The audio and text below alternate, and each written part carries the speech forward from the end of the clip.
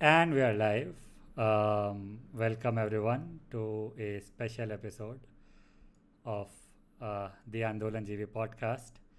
And today we are going to talk about, as you might know, we usually do these episodes during the daytime, Sunday afternoon, everybody is free. We had to make an exception for this because, there's this thing that everybody is talking about and we didn't wanted to get in on the buzz and of course you might have already guessed it. It is aliens. um, that is, I'm sorry if you thought something else. That's what this episode is going to be about. We're going to talk about aliens. Okay. Greatest movie ever. Changed my mind forehead. No, I'm talking about real aliens. Apparently in like people have like claimed under oath in front of like a US congressional committee that aliens exist. So Yeah, okay. Yeah, okay. We need real aliens.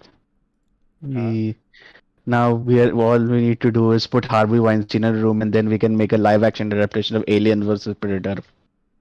Yes, finally that joke. um, yeah, just a second, and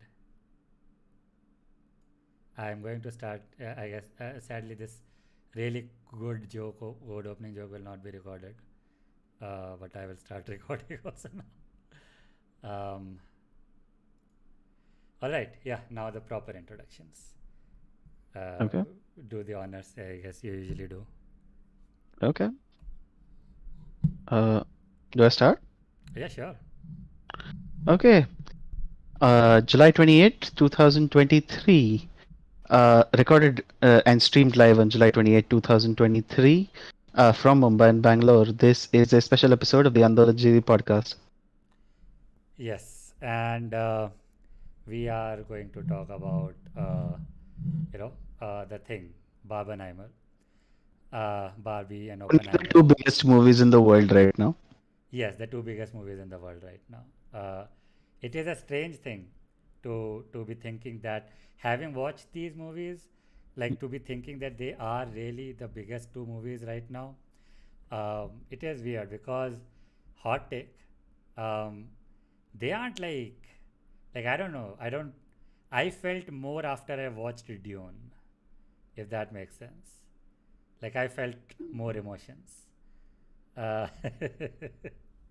But like clearly, like a lot of people are feeling a lot of things after this thing, after watching these two movies. Obviously, some movies have uh, provoked more visceral reactions than others. But And notably, the one that has provoked the more visceral reaction is, in fact, the bubbly pink, uh, U-rated movie about a children's doll set. So, which they are going to turn into a like a cinematic universe, by the way. So be ready for that. yeah, I can't wait for the Bratz expanded universe. No, I think right now it just wait. Is Bratz also a Mattel property? I don't know, but like, I wouldn't think so I because don't they are know. competing blinds. So Bratz and Barbie, right? I don't I know would who. imagine What is Mattel's properties? Uh, Hot is G.I. Wheels. Joe Mattel? I don't think so. Hot Wheels. Um, hmm, maybe because Barbie was very famously loaned to Disney for her and Ken's roles in Toy Story 3 and 4. Oh man, I had completely forgotten about that. So I mean, it could be done, like, Hmm. but Yeah. who knows? Anyway, so we actually would like to start with the less controversial movie about the guy who invented the nuclear bomb and functionally created the second half of the 20th century. Yeah, define the geopolitics of decades to come, Hmm. which was Oppenheimer. So you wanna start with Oppenheimer? Yeah, I think Sure. I because frankly I think there is not as much to discuss about it. So I think we get it out of the way. Yeah. Like Mm-hmm. because there's not a whole lot for me at least there wasn't a whole lot to say. For Mm-hmm. example, because like when like I went into the theater. By the way, Barbie costs 260 rupees. Oppenheimer costs 1100 rupees just for the ticket. So yeah, the things we do for content. Um, but when I went for Oppenheimer and Barbie both times, I went full Ben Shapiro with with a notepad and a pen sitting in the theater and trying to write in the light of the screen, which is hard. But You should yeah, have I'm you should have gone for the VIP seats, because they have. I think it is for the critics. They have like a light that is on the inside of your right hand side, like armrest. Yeah, Um, I think those are only for those are only in theaters where critics actually go. So I would have to travel all the way to like South Bombay, like all like fancy shit like Regal or whatever. Wait, I encountered this in PVR, and the reason I remember it so much because the particular, I thought, okay, I got a solo recliner, and it'll be fun. Turns Was out, this during movie of the year Adi Purush? huh? No, no, no, no, no. This was well, for Adipurish. It was like I did not waste money for premium seats, but. Yeah, but you could sit wherever practically, right? Who the Yes, fuck I showed could. up? If I wanted to, I could have just gone in on the recliners. Mhm. But it had like the reason I remember is because the one on my seat was like the cover on it was broken, so the Mhm. entire time from like here, right, Mhm. it's just glaring bulb in right into my eye the entire time I was watching Barbie. So thank God it was not like like a visual spectacle, because that Mhm. would have been money wasted. Mhm. But okay, somebody is in the chat. Hello. Um, I suspected that we would have to encounter politics today. They're talking about thoughts on the INDIA alliance. I saw one Reddit post about this. I do not know what this is. The INDI alliance is the coalition of basically every opposition party to the BJP against the BJP. Uh, I am not optimistic, but then again, I'm never optimistic. So maybe this is not exactly new, but I don't like. uh, I think I am very let's see on the whole INDIA thing. When people talking about the parties all putting aside their egos and trying to work together to dethrone Modi, and uh, let's see. I fully expect I fully expect electoral bonds to be starting to be used around next start of next year. So and suddenly lots of people start leaving parties. Wait, So which who will be leaving party for what? I members of the parties of INDIA, Oh, like you know, once they win seats, it'll be like once they win seats and then suddenly they are put into hotels and then their bank accounts suddenly like increase and then greater number of electoral bonds are used. So yeah. like again, I mean it's possible. Opposition governments have won. Like there is something like patron saint of the show Shekhar Gupta had said about this thing.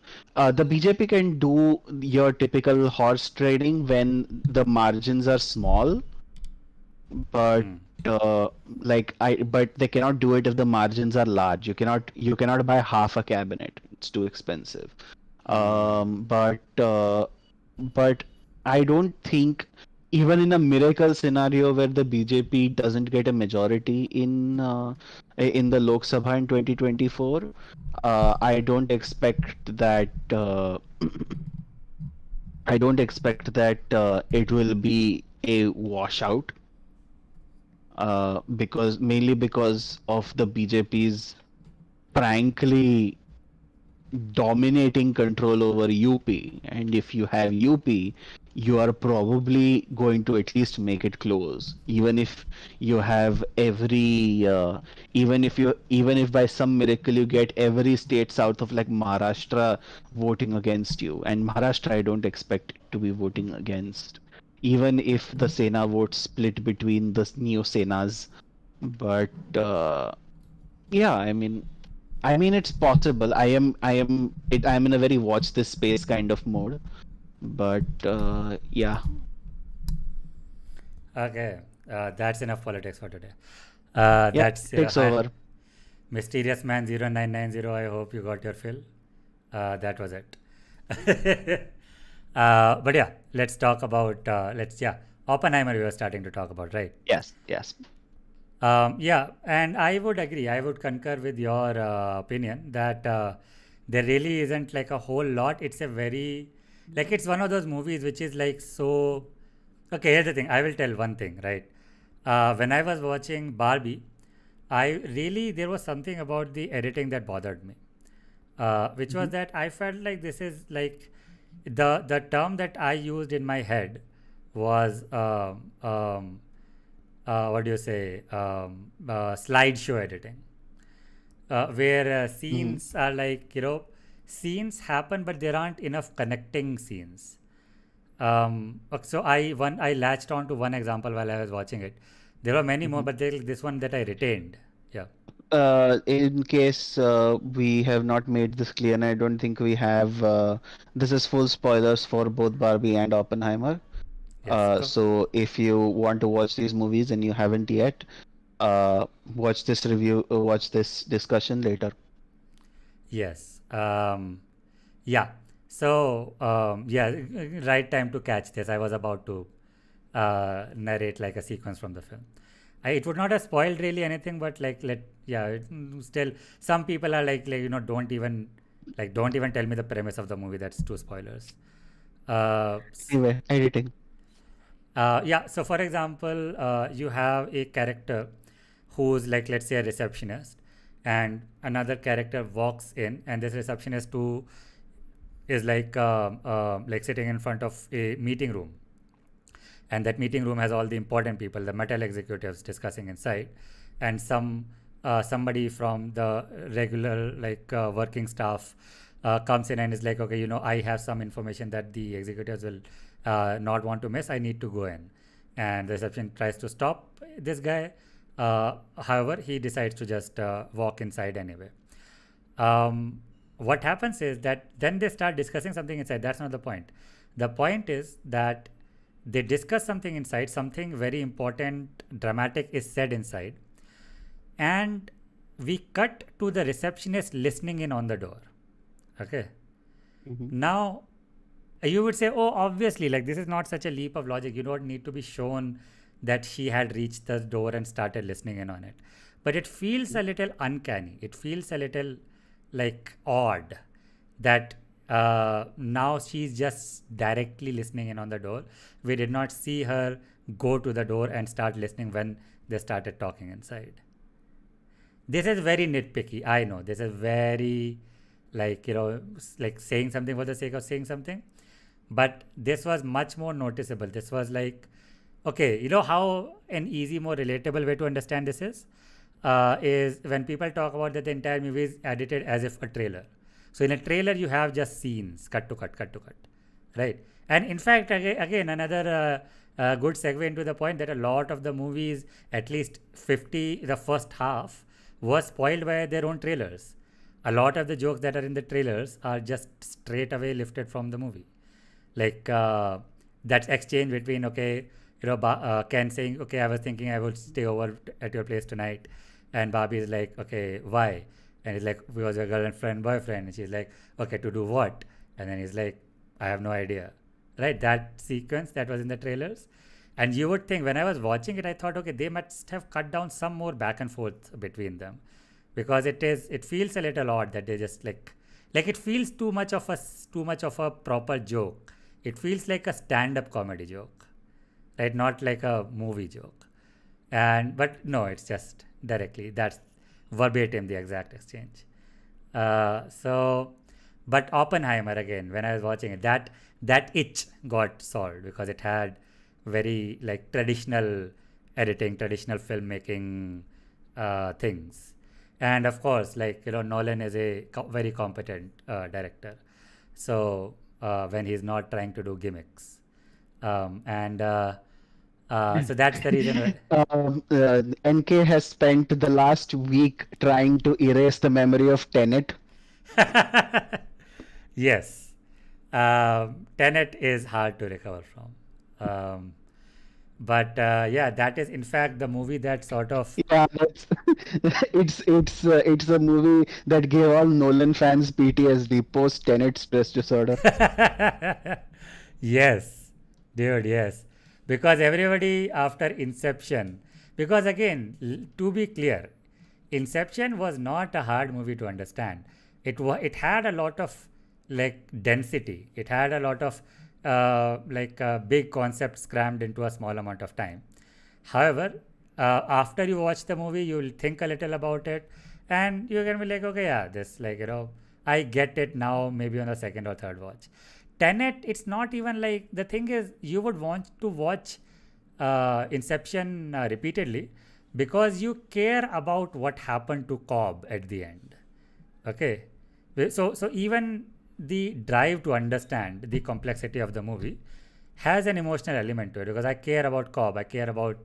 I'll again not to spoil Inception, but we still care about the main guy, Leonardo DiCaprio's character. We want to know where and how he ended up, and that's why you want to like watch it again and theorize what happens, what is the meaning of the last scene. Tenet, I did not care at all about any character, like just I could not bring myself to care about anyone except momentarily. Not Pat. Wait, who's the other guy? The Edward Cullen, the guy who played Edward Cullen. Who is it? Robert Pattinson. Robert Pattinson. Yes, Robert Pattinson, because he looked really good in that movie. But I did not care about the lead protagonist, his love interest, any of the supporting characters. Not Could even not. Dimple Kapadia. No, it was just a bunch of like, yeah. The first half was literally a bunch of like meetings at like restaurants and living rooms and like okay, I don't care. I don't care that the bullets reverse. Like why should I care? Should I care that the bullets reverse? But anyway, yeah, I would like to get your opinion on it as well because you are a self-proclaimed Nolan fanboy, so I want to know. I am not, in fact. I like Nolan, but the last movie of Nolan that I watched uh this thing, before Oppenheimer, was mm, probably Inception, actually. I didn't watch Interstellar. I didn't watch Tenet. I didn't watch 1914. No, sorry, Dunkirk. Sorry, 1914 was Sam Mendes. Um, my brain just mixed those two movies up. Um, but Yeah, very here's the thing: different watch. when when people talk about Nolan's movies, people always talk about how you need to watch them again to understand them, and that is true. You do need to watch them again to understand them. A lot of the technical work is very sophisticated in this in like it's understandable, but it is sophisticated, so you need to put a little bit of you need to pay quite a bit of attention into watching it. But one thing that Nolan does that I don't know if people get, like obviously I'm sure they do, but like I don't consciously get, is that he like even if he plays around with, for example, time, as as he does in Oppenheimer, where you essentially have three timelines. The first timeline is pre-war and during the war, which is Trinity. The second timeline is post-war during the whole hearing, and the third timeline is Robert Downey Jr.'s cabinet secretary Confirmation hearing, hearing. Yeah. confirmation hearing. Yeah. Like even, and it's not exactly split evenly between the whole color gimmick, the whole like this happened objectively, this happened subjectively, blah blah. But like these are the timelines, and they cut into each other. If this thing, now you would think that this would cause, because chronologically the movie, if you like look at it in that sense, chronologically the movie is a mess. But Uh, w- yeah, when you yeah. say a mess, do you say it in a bad way or a good way? When I say a mess, I say it somewhat neutrally. When it like you will cut to timeline, like in the span of a minute you will cut at least 20 times between the three timelines wantonly. Yeah. But, and this is the thing that I like about Nolan's movies, his emotional arcs are extremely clean. Yeah. It's not like, and there is a way to doing anachronic order for scenes, where even if like the events didn't happen in that chronological order, what you are trying to communicate, the emotional arcs of base every character, is extremely easy to understand, which is why, like, even if sometimes you get mixed up among characters, even if you sometimes, because there are a lot of characters and Nolan doesn't mix them up. uh, mm, Even if you sometimes get mixed up among characters, some characters you don't remember what they look like, you might get confused. I got confused. I've uh, um, but and some guys you recognize from the background, and a lot of guys have very few scenes. Uh, Even considerably major characters. Florence Pugh's Jean Tatlock has maybe 5 minutes of screen time total. Yeah. Yeah. Um, and like we've said, I am doing a second spoiler warning for, because this is full spoilers. Henry Hill shows up. Henry Hill, Who? I am very Rami bad with. Malek's character. Hmm? Rami Malek's character. Rami Malek's Yes. character. Yes. Yes. Yes. Yes. Yes. Dr. Hill. Yeah. Uh, Dr. Hill. I don't know if it's Henry. I don't think it's Henry. Henry Hill is the guy from Goodfellas. Sorry. Um, uh, Again, I also retained only that Dr. Hill. I only know. Dr. Hill. Yeah. But Dr. Hill is in the movie in three scenes, two Yeah. of which is in the background and being like sort of dismissed by Oppenheimer. But the third scene is the one where he shows up to the hearing and basically rips Strauss apart. Yeah, the funniest thing is that the two other scenes that Dr. Hill is in, both are like him holding a clipboard and Mm.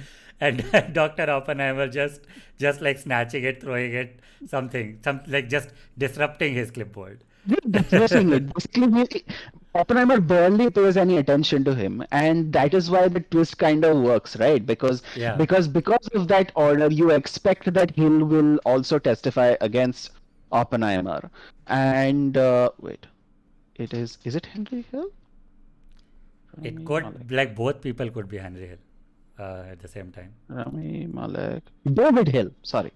Uh, uh, like both times when this thing, when Hill is on screen, he's sort of in the background, and Oppenheimer doesn't give him much respect, because because like in the second scene, which I remember him seeing him in, he is talking to Shillard, and where about the whole letter to Roosevelt about not using the bomb after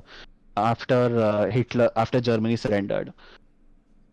And Oppenheimer is just like, whatever, fuck this, I don't give a shit.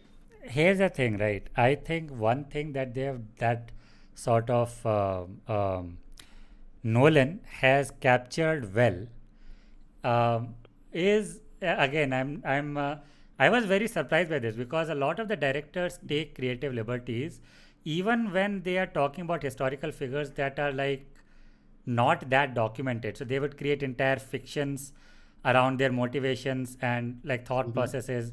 They take a lot of Mm-hmm. creative liberty. Mm-hmm. uh, First of all, Dr. Oppenheimer operated in such an environment where a lot of the things were very well documented. A lot of people kept like personal journals. Everything was like sort of recorded, Mm-hmm. and at the same time, there is an air of ambiguity that surrounds Oppenheimer's like psyche, and throughout, right? Because okay, did he care about like did he care about communism or not, right? Did he care about how did he care about the bomb not being civilians or not, right? Did he care about nuclear proliferation or not? Did he care about the H bomb being developed or not, like the fusion bomb being developed or not? Mm-hmm. And one thing that Klaus Fuchs, yeah, again, this I'm seeing the name just now and I'm remembering there's a character named Fuchs. But again, Klaus the Fuchs movie is is, the yeah, yeah.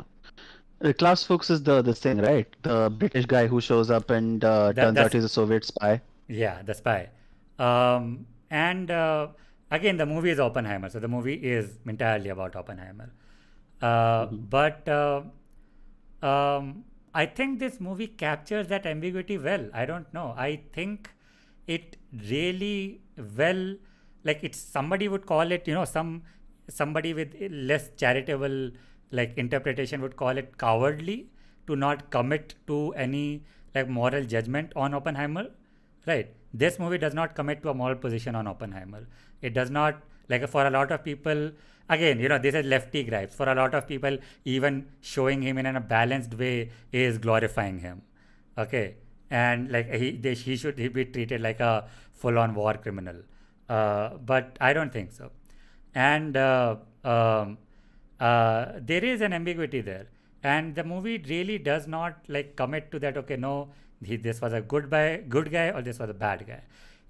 What it really captures is like sort of the first of all historical gravity of that Oppenheimer himself would have felt of his work, and also sort of the you know this might be, I don't know how good this is, but it does like sort of make science more make science feel more interpersonally interesting than it actually is. Because okay, one last thing, as I remember watching the beginning of the movie, when I started watching, I was very uncharitable, um, and I had To the gone movie into or it to Oppenheimer. to the movie. I had gone in to hate this movie. And initially, the thing that I remember was they were treating like science like wizardry. That it was like, oh, the world is changing. There's this new, like, groundbreaking, world changing, reality Mhm. altering thing that has been discovered. Which, like, I don't think scientists were talking in those terms. For like, those are the terms that are used to explain Regarding it to. what? Okay, quantum, like the progress in quantum physics. The Okay. problem with when you talk about quantum physics is that it really is that hard to define.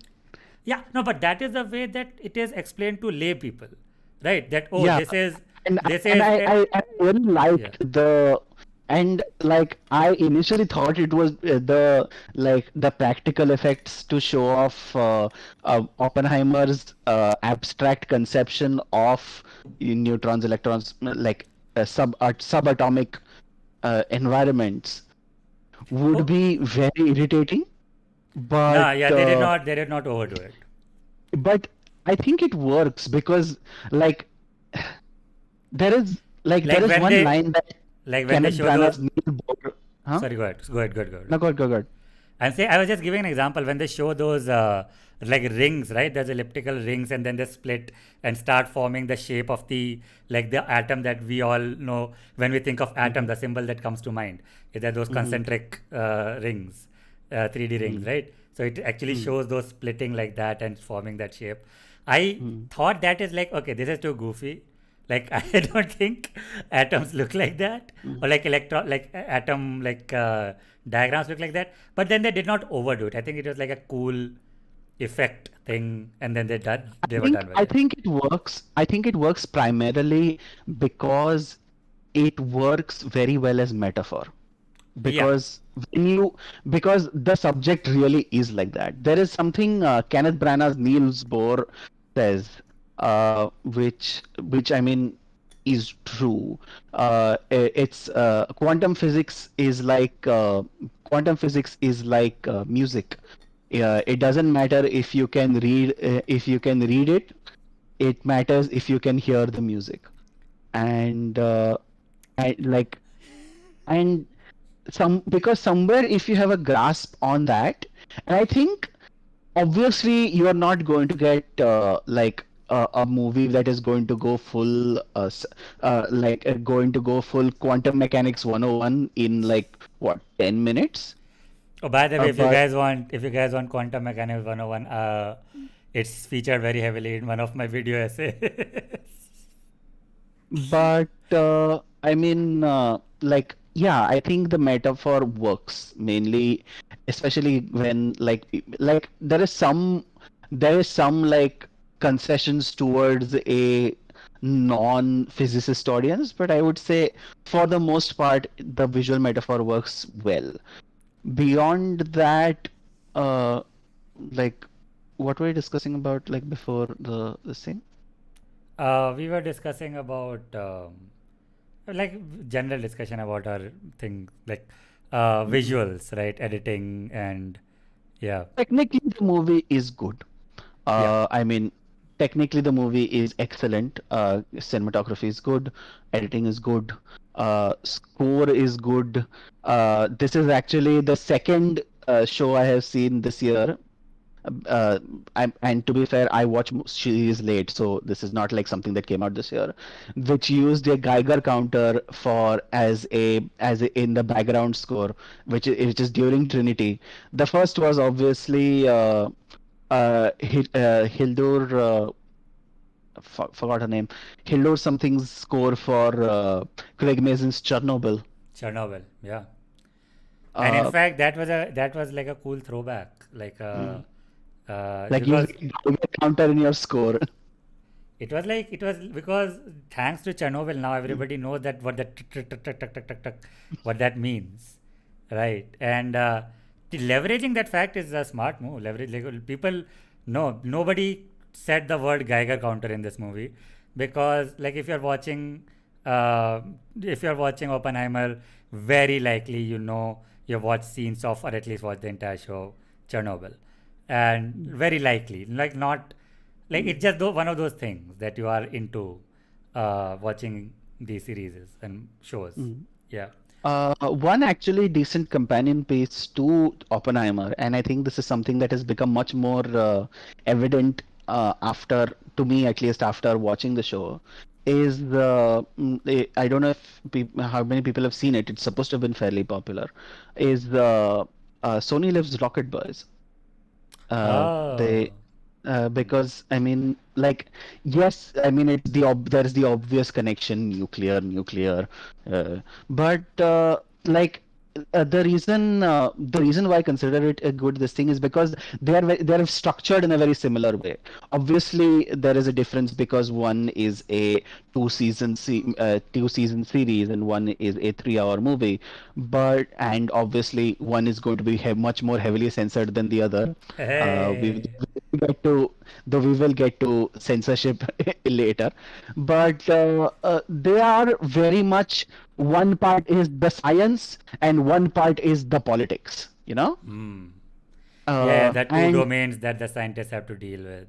Yeah. yeah, because for example, like Rocket Boys is very much a show both about how Sarabhai created the space program and this one and Bhabha created the bomb, and also like the political ramifications of this in like the 60s and the early 70s. which is in the 60s basically. Uh, and Oppenheimer is very much in that mode. Obviously, I'm not saying like it just like these are very. I wouldn't say they are similar shows or similar pieces of media, but they do touch on the similar topics. Um, then I would say beyond that, this is, I guess, where we get into communism, mainly because of the This is where sheer we get amount into of communism. This. the sheer amount of this thing, like communism, the movie talks about, like uh, the early 20th century was a very turbulent time when it came to politics, mainly because with the Great War and the war to end all wars, and then the war after that. Yeah. Uh, it was a very turbulent. It was, yeah. It And was a very turbulent time when it came to political philosophy. It's why Marxism became so popular, and it's why fascism became so popular. Um, so because of that, the movie, for its part, obviously cannot and will not and should not show fascism as popular, obviously, given that your lead is a Jewish man. But it very much shows Oppenheimer be I would Oppenheimer for the most part being to use the movie's words, intellectually curious about communism. Like Oppie is very much like pro-union. He meets up with communists. His mistress is a communist. He and I mean that screws him over. But like but he is very open to uh, like communism as an ideology. He's not like, because the movie does show a lot of other people who are not as open to communism. Like the main villain, for what it's worth, is not one of those. He is primarily interested in anti-communism just as a way to like fuck Oppenheimer over. But but it does show a a seriously like anti-red general, American general, who with Casey Affleck has two scenes essentially as oh Boris man, Pash, yes. Casey and he Affleck killed is it, so dude. good. Two Dude. scenes. There's the scene where he's kind of talking to Oppenheimer, and he just looks like he is like he's just waiting for the moment where Oppenheimer like comes out, says the slightest thing that is like pro-communist, and he is like just waiting. And he never really gets to pounce because Oppenheimer does like become much more careful in when he does, but his entire scene during that part is just him sitting there, and it's so good. Yeah, Casey Affleck, like, as you said, like, if you really put them together, it's really just two scenes. And it is the impression, like the air of threat, like raw threat, that that guy was able to exude in those two scenes. General, yeah, Boris General Pash. Pash, yeah. General Pash, he was a white in the Russian Revolution. We have a history knower Imagine being an American, then going to Russia to fight with the whites. to fight for the whites. Yes. Um, hilarious. But yeah, like again, I think they did a lot of good. Again, the thing where you good filmmaking, good writing, where a lot of the threat of General Pash is expressed through. Um, okay, wait. Who was the? I Oh think my most God. of the threat of General Pash Les. is expressed, to be clear, through most directly through Groves's freaking out about him. Yes, that was But exactly what I was about to say. Leslie hmm, Grove recounting his exploits, right? That was like the thing, which was like, oh, this is a normal guy, but oh shit, this might lead to a problem. But yeah, I think again overall good writing, good acting, good score, good cinematography, good direction, and and and universally good performances, I yes. would say.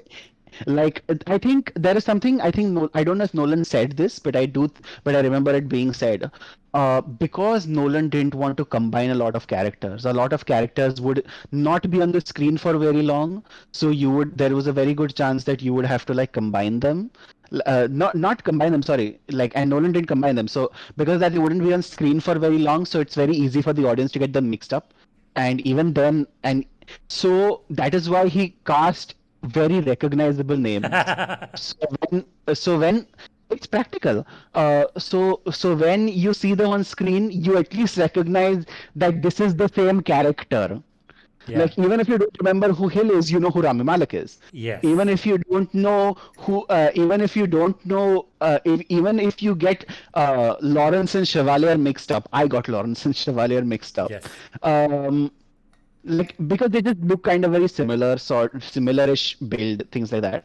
But you remember Lawrence mainly because he looks like Josh Hartnett. Uh, so yeah, And you they had for um wait the again it is one of those things, right?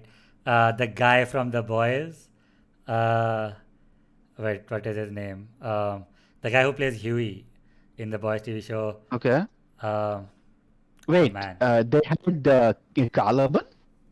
no, no, no, the Carl Urban is not Carl Urban is not Huey.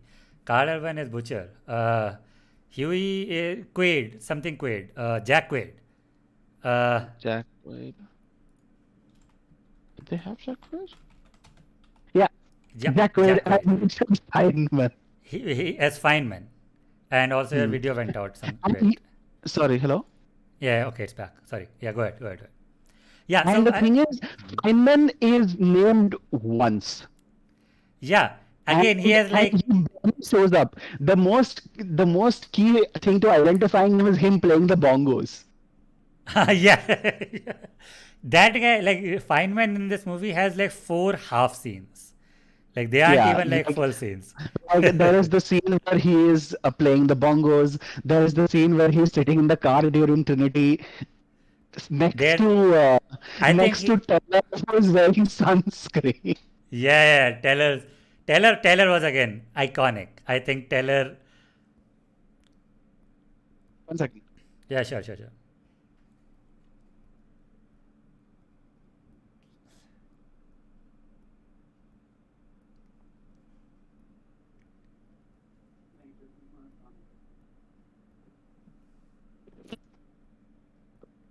Sorry about that. Hello. Yeah. I was saying, Teller, again, like iconic. I don't even care about his real life, but in the movie, I like loved him. I loved his this thing, you know, like just his ego, right? His arrogance. He's like, all Mm. everybody is making a fusion bomb. I will make a fusion bomb. Okay, I don't care. And then Mm. like him, like Oppenheimer being so impressed with him is like, you know what? Fine, work in a corner on a fusion bomb. No, it's not feasible. Nobody cares. Just go sit in a corner. I will meet you once a week for an hour. Okay, but don't leave. But like every kind of this thing, got like you like I would say nearly every part of the cast is given career best performances. Yes, And obviously, the main focus is going to be Cillian Murphy for this thing. But Oppenheimer. I Yeah. would, but like the obvious second most important person, Salieri to Oppenheimer's Mozart, is this thing is Louis Strauss. Yeah, Strauss. Yeah. Like Yeah. Strauss is primarily like I don't know if I assume you've not, I don't know if you've seen like Amadeus. No. Amadeus is like the it's a movie about Mozart and like his great rival Salieri. Hmm. And Salieri is curse to understand that Mozart, how great Mozart is, and Hmm. also cannot knows that he cannot be as great as Mozart. Ah. And that is the thing that came most immediately to mind with Strauss's like role. You know what? He You know like what came to my mind when I watched the Strauss parts of this movie? Mhm. This is low IQ, low brow, like fodder consuming mind. I what I thought of was House of Cards. I I have thought, not seen House of Cards, okay, see, but is there also a character there who's driven primarily by envy while recognizing how great like the main character is? not how great the main character, not that dynamic, but the dynamic of like being ruthless and like sort of by way of being manipulative, scheming, kind of, and very, very real politic kind of So guy. like so this okay, so in a very so he's very much like a Frank Underwood type. Yeah, Frank Underwood from House of Cards, yes. Right. Yeah, yeah. So, I guess yeah. because for me at the start, like Strauss very much came across as very obviously envious. Yes. Very obviously, like envy is like the defining, like his defining personality trait. Uh, but uh, but then like it came then when the Time magazine shows up and the Senate aide realizes that he had set everything up. Then at that point he very much becomes a much more like politically ruthless character, Yeah. like in that like frame. Um, You had some so notes. I do. I have Yeah. many notes. I actually have only one page of notes for Oppenheimer. Uh, we will see. But one part of it is obviously how Nolan really gets into the whole kangaroo court nature of Oppenheimer's trial, of Oppenheimer's hearing. I missaid read the wrong word because, and the fact that it's not a trial is important because it's not for him to defend himself appropriately, right? Because he's not. Hello? Yeah, I'm here. Because he's not being convicted, he's just being denied like the security clearance, and then it just comes back to bite Strauss when Hill goes goes and testifies about how like Strauss was like this massive piece of shit who railroaded Oppenheimer into like this thing, and uh, and Strauss cannot defend himself because It's it's not not a a trial. hearing. It's not a trial. Correct. There is no requirement of, there is no burden of proof. Yeah. So yeah. And it's like this really wild moment where like the sheer insanity of a letter being not available to the defense as it's being read into the record. Yes. And I think, this is the entire movie. I think we were discussing this offline. For a lot of Mhm, people, that very annoying, irritating quote of Nolan that they says everybody thinks he said, I don't believe he did, where it's like, oh, a movie needs to have a beginning, middle, and end, but not in that order, kind of a thing. mhm, And people take that to mean chronology, but what it is really is story structure. You set mhm. up things, you escalate them, and resolve them. Uh, Yeah, this like movie, because yeah, a movie does need to have a beginning, a middle, and an end. yes, And it needs to be in the beginning, in the middle, and in the end. yes, But and they yeah, need not go according to in-story chronology. I think correct. that is the most distinct way I That can is the put it. part that people don't like. They think, oh, because he, like, he's not talking about. Yeah, he's purely talking about the chronology. But in Mhm, this movie is like a very approachable lesson in setup and payoff.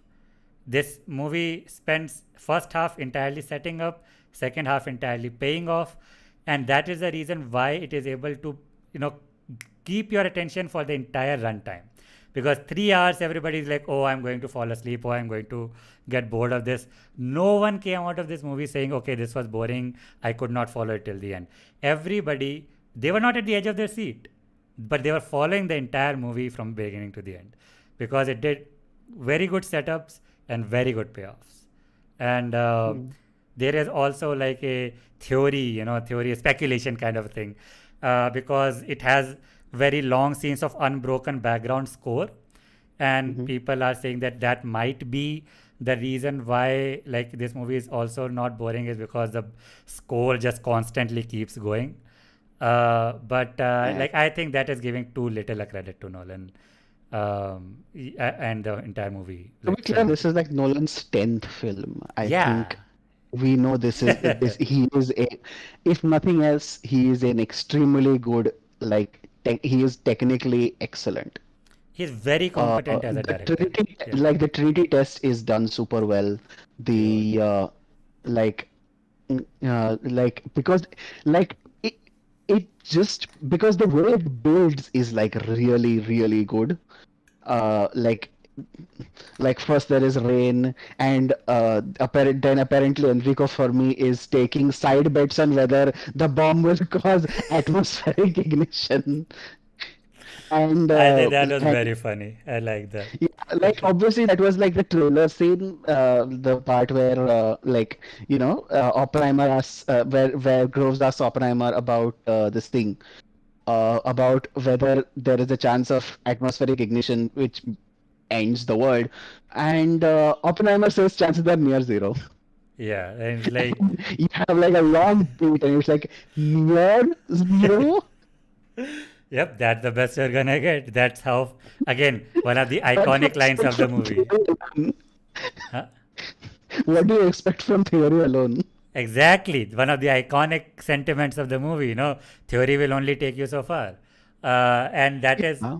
a lot of, again, And set. Yeah, a lot of this thing is like a lot of lines from the movie are admittedly written very much to like hammer in its points, like yeah, because a there. lot of the point is like it's one thing for atomic this thing to be theory, it's another thing for it to be practice, and Oppenheimer's view on the bomb changes when it comes into practice, and because notably, although we do not see Hiroshima and Nagasaki, we do see Oppenheimer's sort of the whole basketball court part where everybody is like in a giant flash and the woman's face peels off, and you know. Yeah, yeah, yeah. When he's giving Mm, his sort of victory lap speech after the mm, successful detonation in Japan. mm, And Tushar Mahindrakar in the chat, first of all, we appreciate you a lot. You're giving a lot of good points. Brings up an interesting observation that people actually did not like the first half because they did not know background of characters, which mm. I guess knowing, It's yeah, possible, I guess, but here's the thing. Obviously, Nolan writes for an American audience. yes. Which, to be fair, at the very least, Nolan writes for a Western audience, people who would be aware of like the general history of the this thing, or at least people who are like that aware of. Hello, Yeah, I'm here. your camera froze. So it's the reason why there is this sort of very this thing. There is this sort of very phoned in bit at the end where where the Senate aide who tells about says that this thing that Strauss's nomination was flipped, that one of the guys who flipped was a an unknown senator called John F. Kennedy. Some guy who wants to make somehow Name who for wants to himself. make his name in Washington, some senator Yeah. from so and so called John F. Kennedy. And dude, I was about to bring that moment up because when I was watching the movie in the cinema, uh, people like cheered and clapped when Kennedy was name dropped. And I was Really? like, dude, yeah, exactly. And it was so weird because, like, okay, I didn't know so many people cared about JFK in India. I Like, don't know. Maybe this is a Bangalore thing. My theater had no this thing reaction to that this thing. I was just kind of confused. Like why? and to contrast, when Einstein showed up on the screen, okay, Albert Einstein showed up on the screen, complete silence. No one cares. Okay, who is admittedly has more of an impact on the story, like not only historically but in the movie he has like some very good scenes, right? Yeah. And everybody knows Einstein, he's synonymous with like brilliance, and he shows up is like, yeah, no, yeah, sure. But Killian Murphy shows up for the first time. Mm. The crowd goes wild. Okay, I don't No, know, I it didn't get was it. okay, but like the JFK thing is just funny. And plus, for what it's worth, uh, what it's worth, it's false. JFK was almost certainly not an unknown at that time. This is like saying Rahul Gandhi would have been an unknown at any point. Like it's not, uh, and it's not just that he was from one of New England's most famous political families. hmm. Uh, it is also that he had been like a famous war hero, written like a massive book, had narrowly been awarded as apparently vice presidential nominee Hmm. in the last election. So like this is like Strauss doesn't know who he is, and It's very unlikely that, it's very shoehorned in, yeah. like but anyway, like I get why people think that like you have to have read up on this thing. I don't think that's true, but but having a general idea of American politics is acceptable because like obviously that is the topic. Nolan, I don't think is completely like throwing you to the wolves here if you don't know this thing, because he does introduce a lot of people, real life people, in a very cinema like friendly way. Like for instance, Lawrence is introduced very well. This one isn't Chevalier is I introduced very think well. Niels Niels Bohr's, Bohr, yep, Niels very Bohr, I think you need to know, to be fair. Like if you don't know who Bohr is, then he just comes off as famous scientist. famous German scientist, XYZ, Hmm. who cares? Heisenberg shows up for one scene, and like when he is in Göttingen, uh, uh, and basically where he Heisenberg talks to Oppenheimer and Rabi, and like they just shake hands and stuff, and then he doesn't show up again, and you just find out later that he started working for Nazi Germany.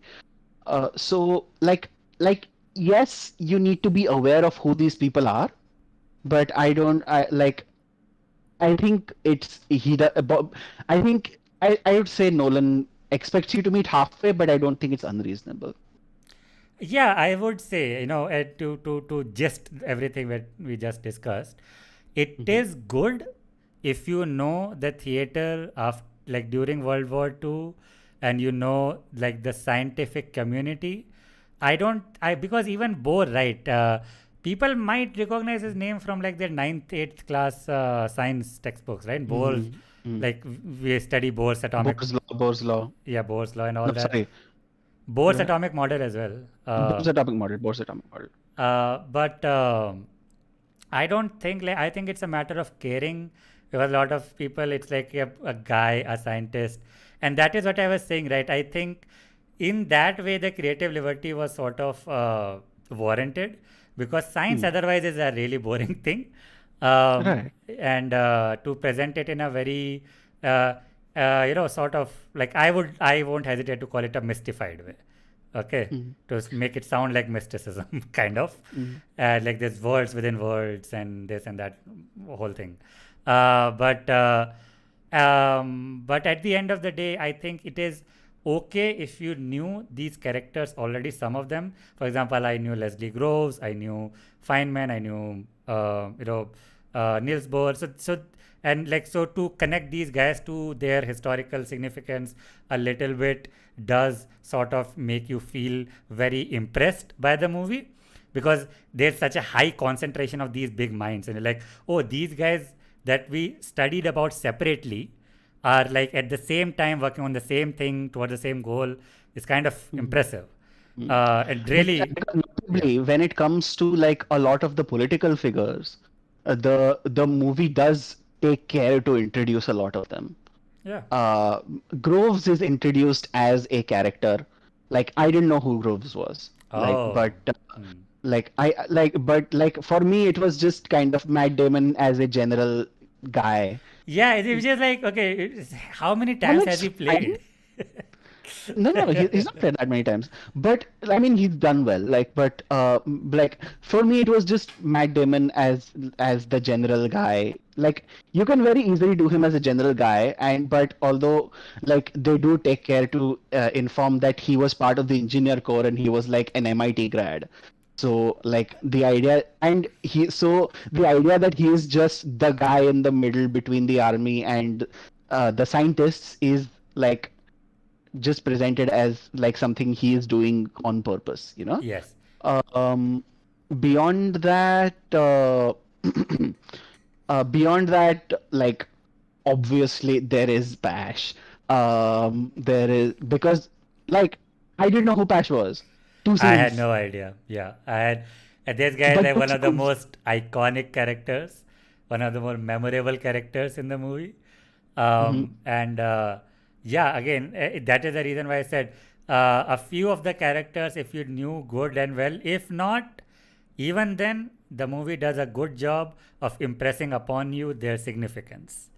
And Like you yeah, need not know about Boris Pash's history, but you need to know at least you at least need to know that the state of that it's important why he is a rabid anti-communist.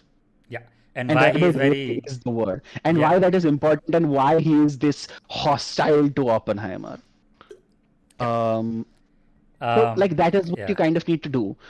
Like you need to at least engage with it. I would say that's more than fair.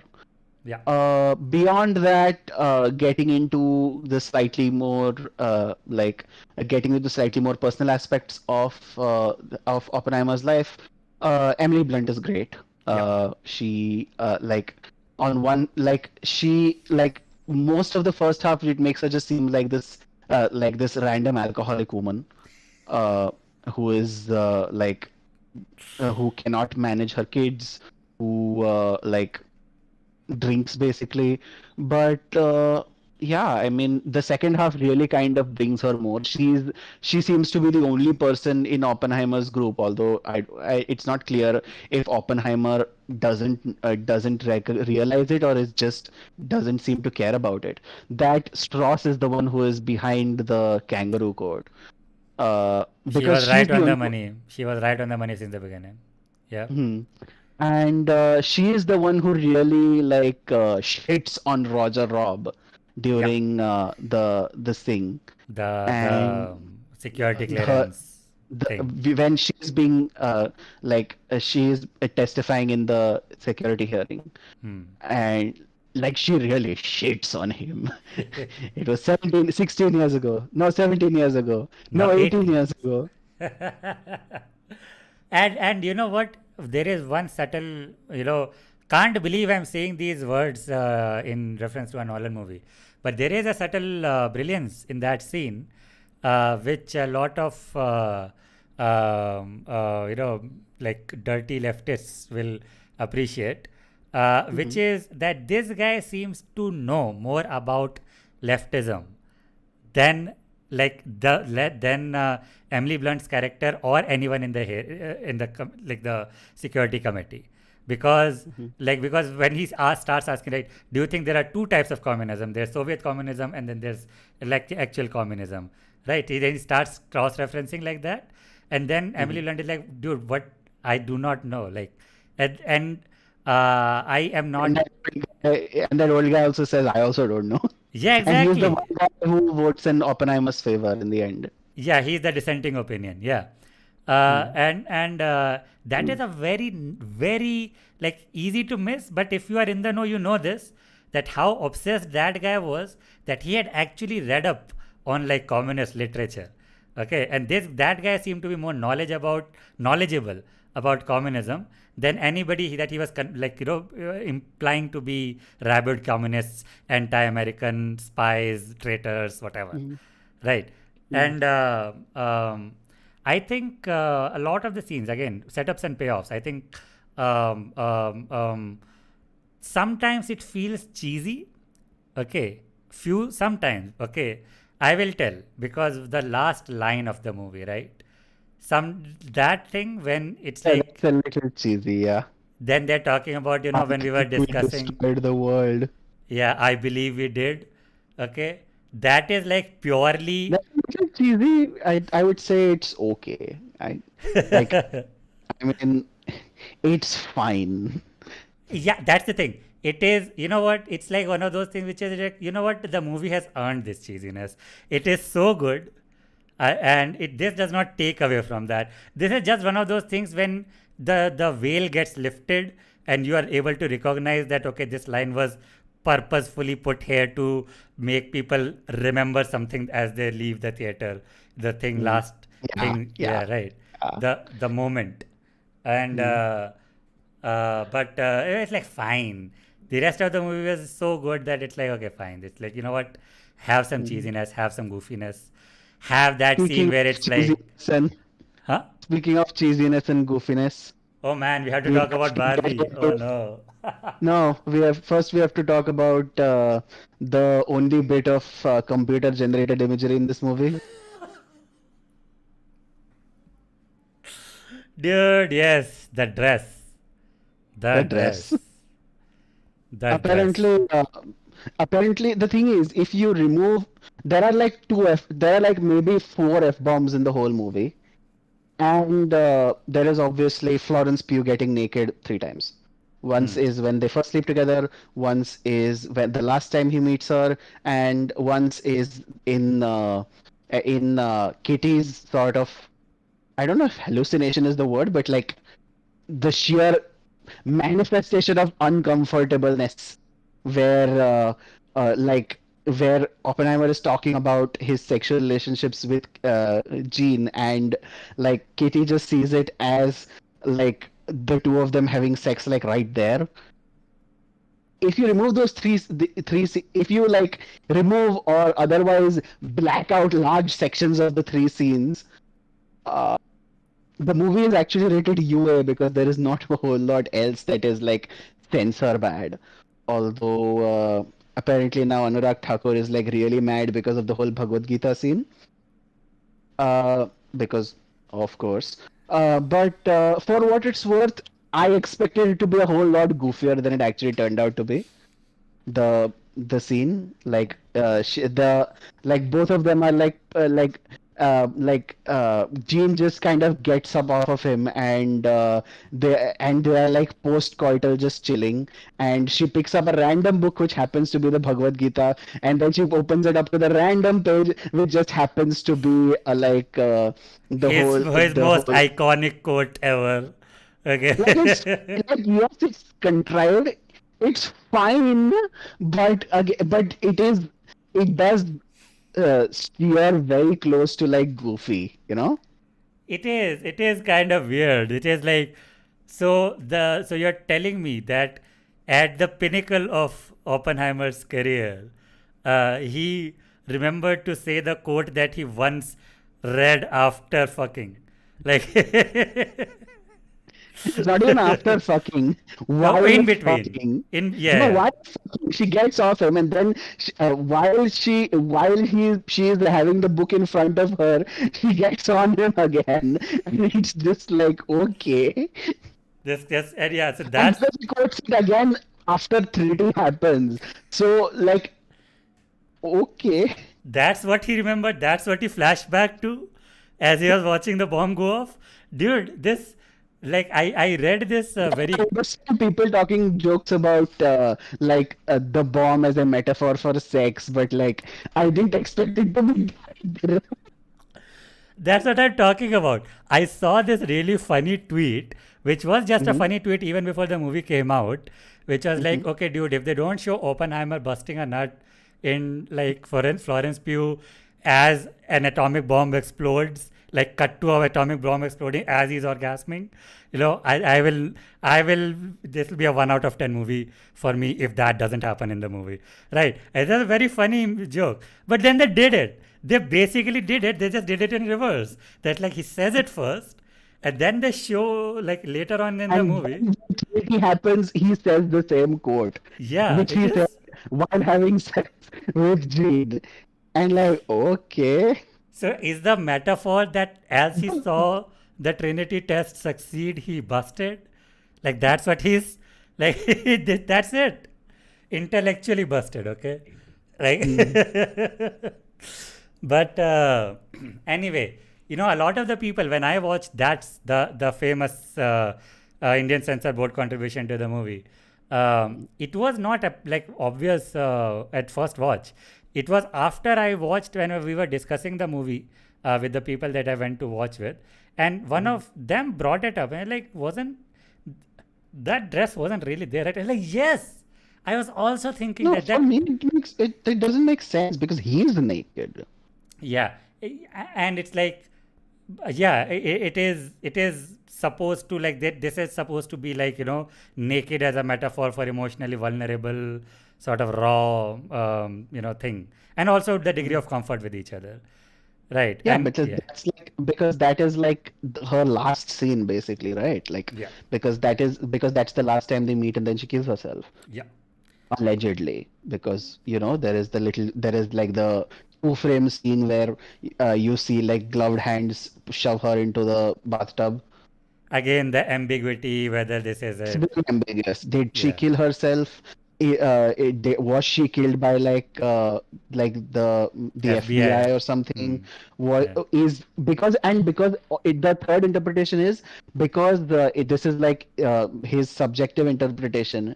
Is it just that he thinks that he killed her, like metaphorically? So yeah, like I would say it's fine. Gene, I think, is probably one of the most pushy communists I've seen in cinema. Like, why are you not a communist? Exactly. Don't bring me flowers, and she maintains that till the end. Do not bring her flowers. She will throw them in the dustbin. The reality is that if he comes to Chicago for the last time to meet her, she And opens the door, he gives her the flowers, he goes, and by like reflex, she throws them into the dustbin. exactly, that is good setup and payoff. That is, it is interesting. The movie does not, like, movie introduces details not willy nilly. It has like something to say with those details, or to sort of bring them back into focus, recontextualize them in later scenes, right? Because the movie calls itself back a lot. Maybe it Yes. helps because it is 3 hours long.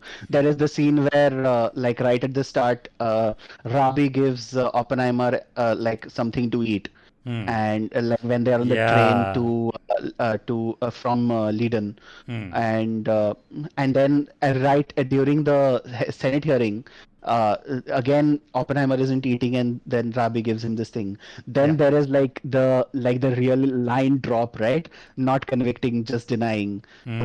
where Strauss says it first when he's talking to Yes. Oppenheimer, and then when he finds out how badly his Senate hearing has been like gone to shit, he recognizes, no, they're not convicting, they're just denying. That was And such a beautiful scene, and it because he said it himself. He said it because himself. That like was he the biggest thing. recognizes it, right? Because Yes. like even he recognizes the irony of having gotten fucked over in the same way that he fucked Oppenheimer over. Yes. Yes. I think that was very nice.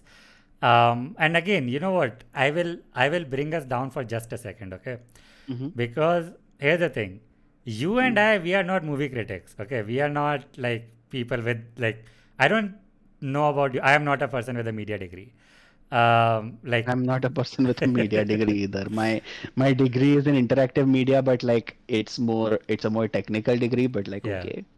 But so we were not, because a lot, very very very annoying sentiment that people have is कि यार, like, Nolan को अभी तक Oscar क्यों नहीं मिला? Why does he not have, like, best director Oscar yet?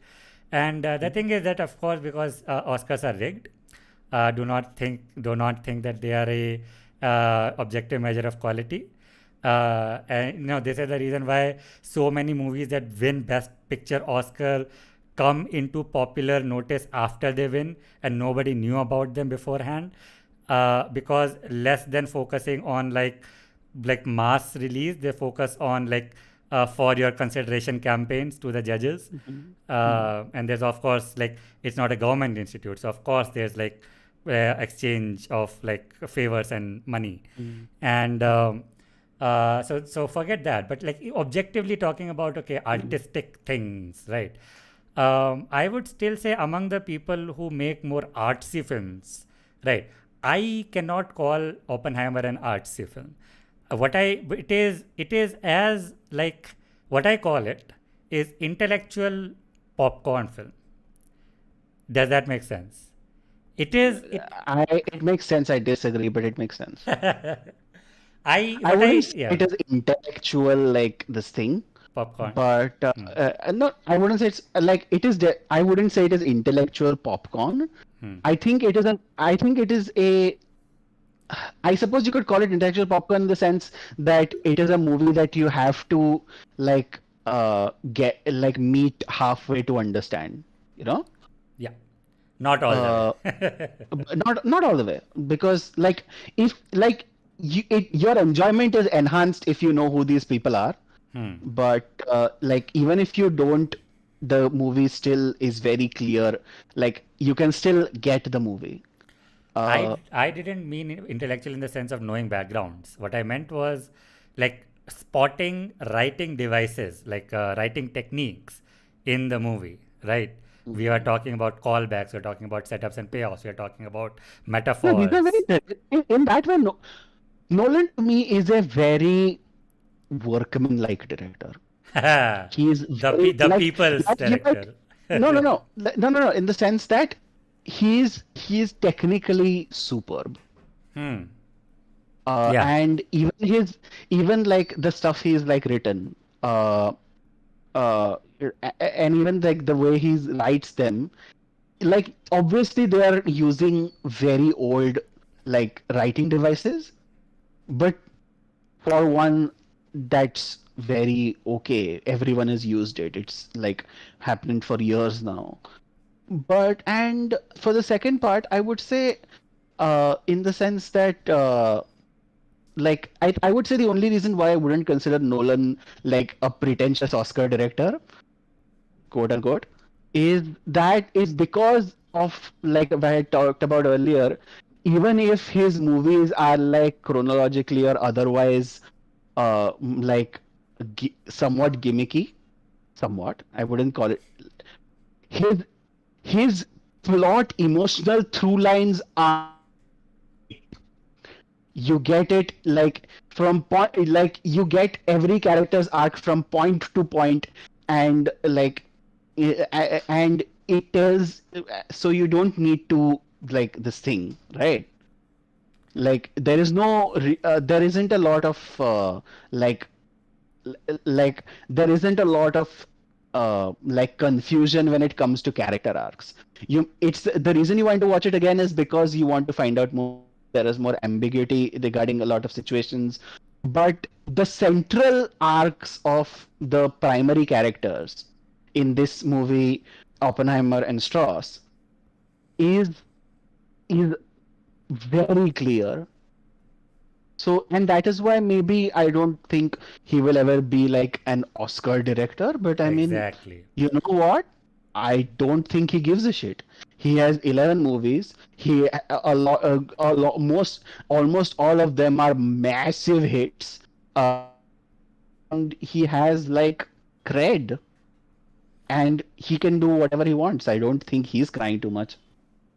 Yeah, I think, funnily enough, the reason why a lot of the reason why he has a lot of public sort of the particular image that he has among mass audiences is that of somebody who makes complicated like stories, but Mhm. what they really are, and again, I'm not saying this in a bad way. I am saying this wait, Drakuni, please don't distract me. Okay, I'll start again. I am saying that ironically, the image that he has among mass audiences is that he makes Mhm. complicated movies. It takes a bit of brain to understand them, right? And for some reason, like that value is inflated. For some people, it takes a lot of brain to understand them, as signified by the fact that during the interval and at the ending, so many guys that I had just watched the movie with, like I was not in a group with them, but the ambient noise of like 100 guys explaining to their group that has just also watched the movie with them the movie. Okay, just now the movie they have watched and they are explaining, they feel the urge to explain the movie. It makes them feel smart, right? And I think that's a good thing, that's a cool thing, but that's precisely why his movies cannot be considered Oscar bait. Because Oscar bait, when you hear it's like, oh, these inaccessible, complicated layers within layers, metaphors, and like visual metaphors and story metaphors, things that are like, you have to watch again and again, not just for ambiguity, but for any clarity. What happened? What did I just see? Right? And that is the reason why that's the reason he does not make that kind of a movie.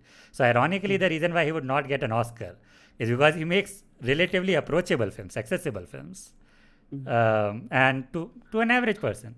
Because people don't go to solve puzzles to the movies, right? They just go to watch, have fun, feel a little smart. That's a good thing. I think that's a very talented. So that's a big talent in a director, that you are able. Even if it does mean that your fandom gets a reputation for being somewhat insufferable. I mean, fine. You know what? Fine. Okay, I can suffer through Nolan fanboys. It's okay. I at this point in my life, at 27 years old, I just enjoy their sort of over enthusiasm.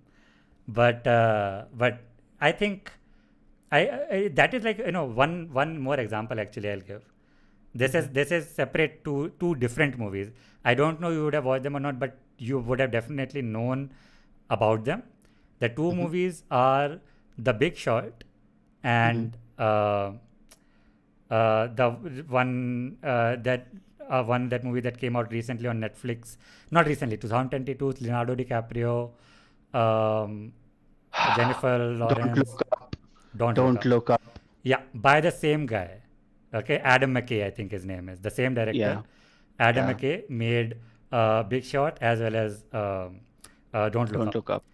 And that is the biggest difference between these two movies, because The Big Short, if you watch it, it is very purposefully, openly about a very complicated subject, which is how did the 2008 financial crash not only happen but lead to a certain group of people getting fabulously rich of a financial crash. How did that happen? Right. And it is again, a lot of it acknowledges that, okay, a lot of this is jargon that is specifically made so that you don't bother about learning about it and just go with whatever your broker tells you, right?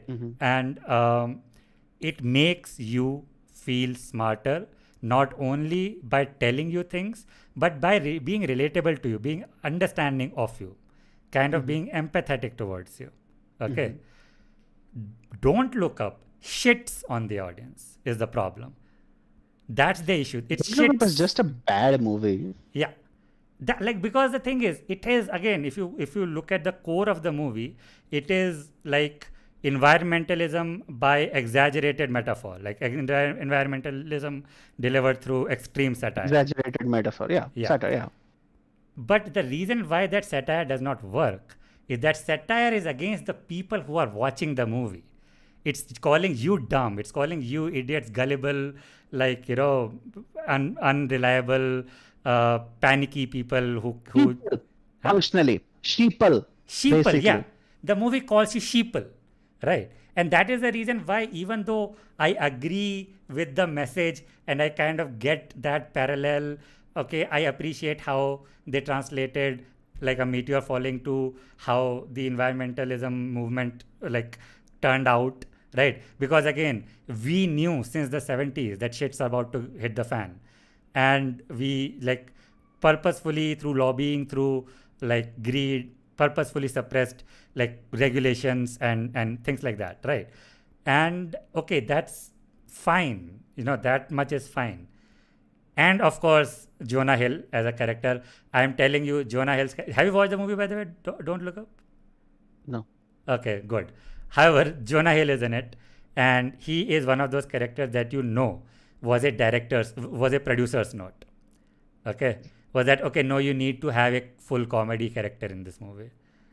Okay, as he's completely useless, waste of screen time. But yeah, again, that is like a contrast thing. Nolan is able to consistently do it, except in it, where he is able to make you again emotionally connect to the characters, and through that care about the complexity of this world, and through that feel a bit smarter. And yeah, that's Yeah, my I verdict on would Nolan. say I think that is our verdict on this thing. Uh, uh, so I had 1 page of notes on Oppenheimer. Hmm. Uh, Mainly because like I was a few things, but like the movie is overall very clear. These Yeah. are my notes on Barbie.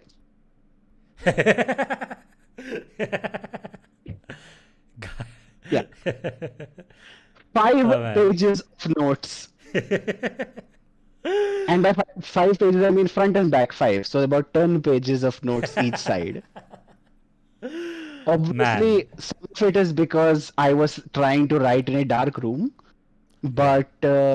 but you understand how we get to probably one of 2022's uh, most like m most worthless discourse generator.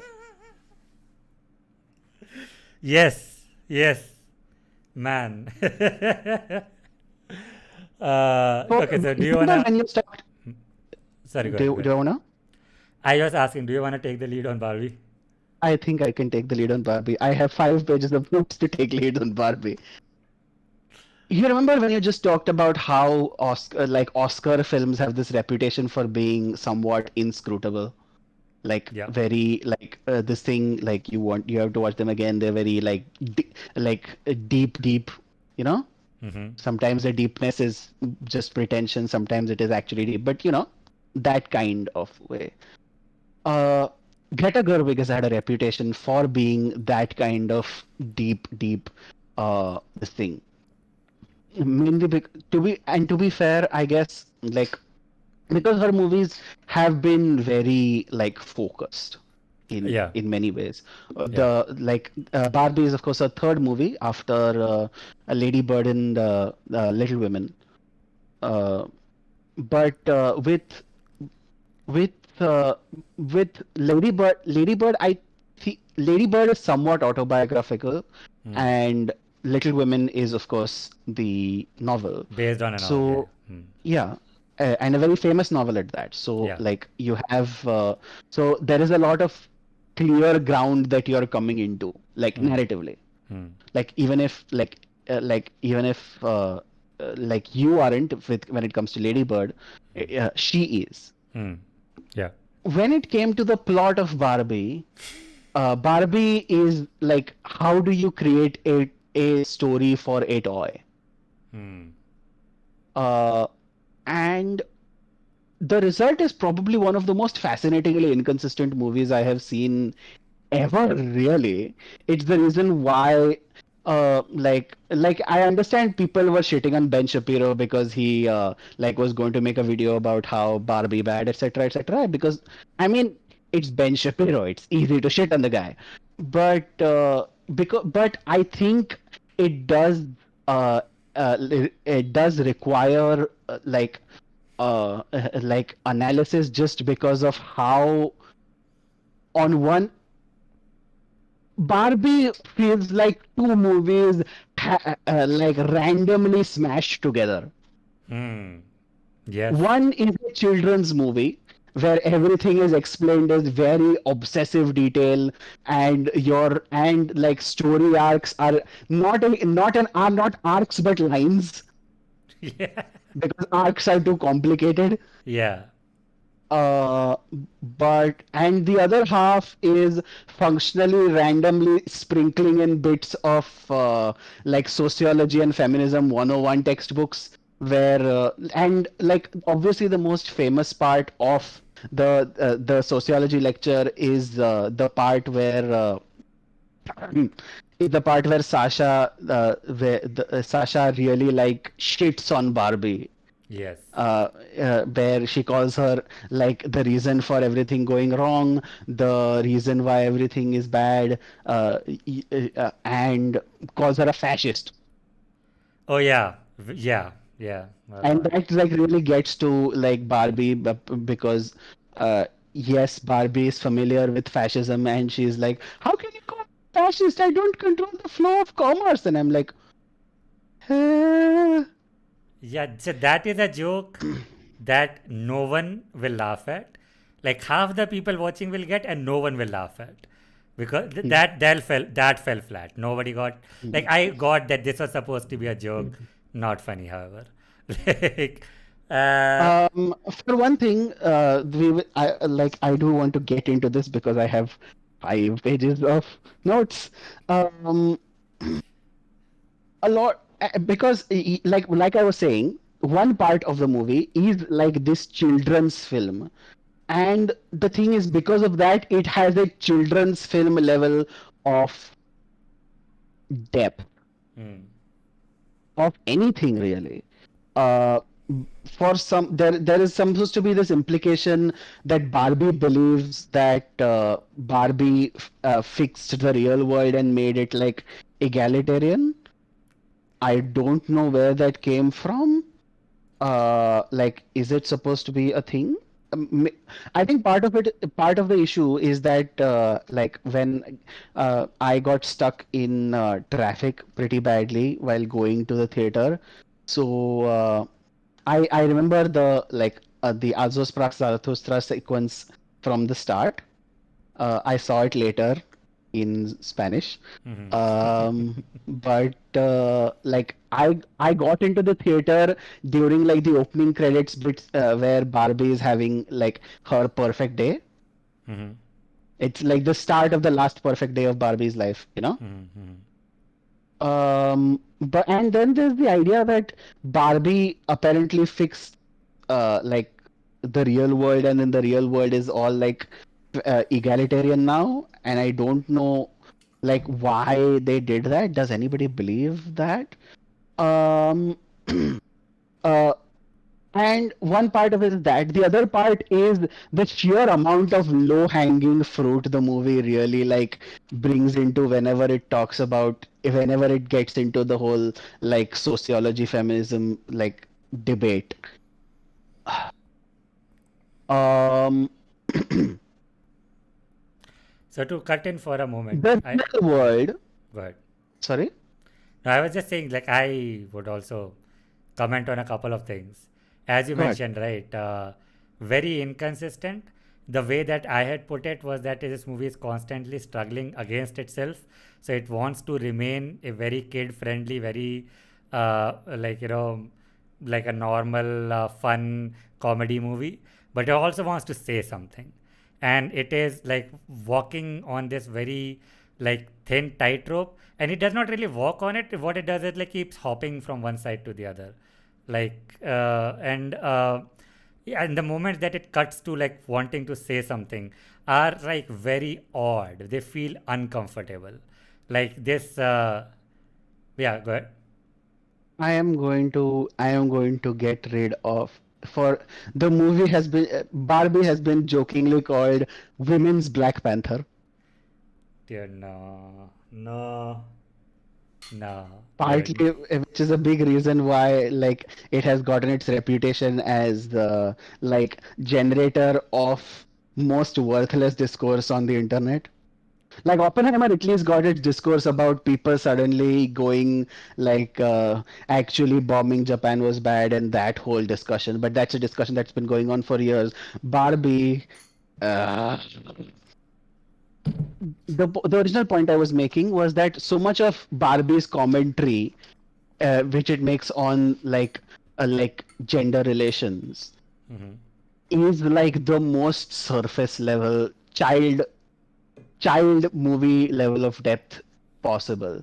Mm-hmm. Uh,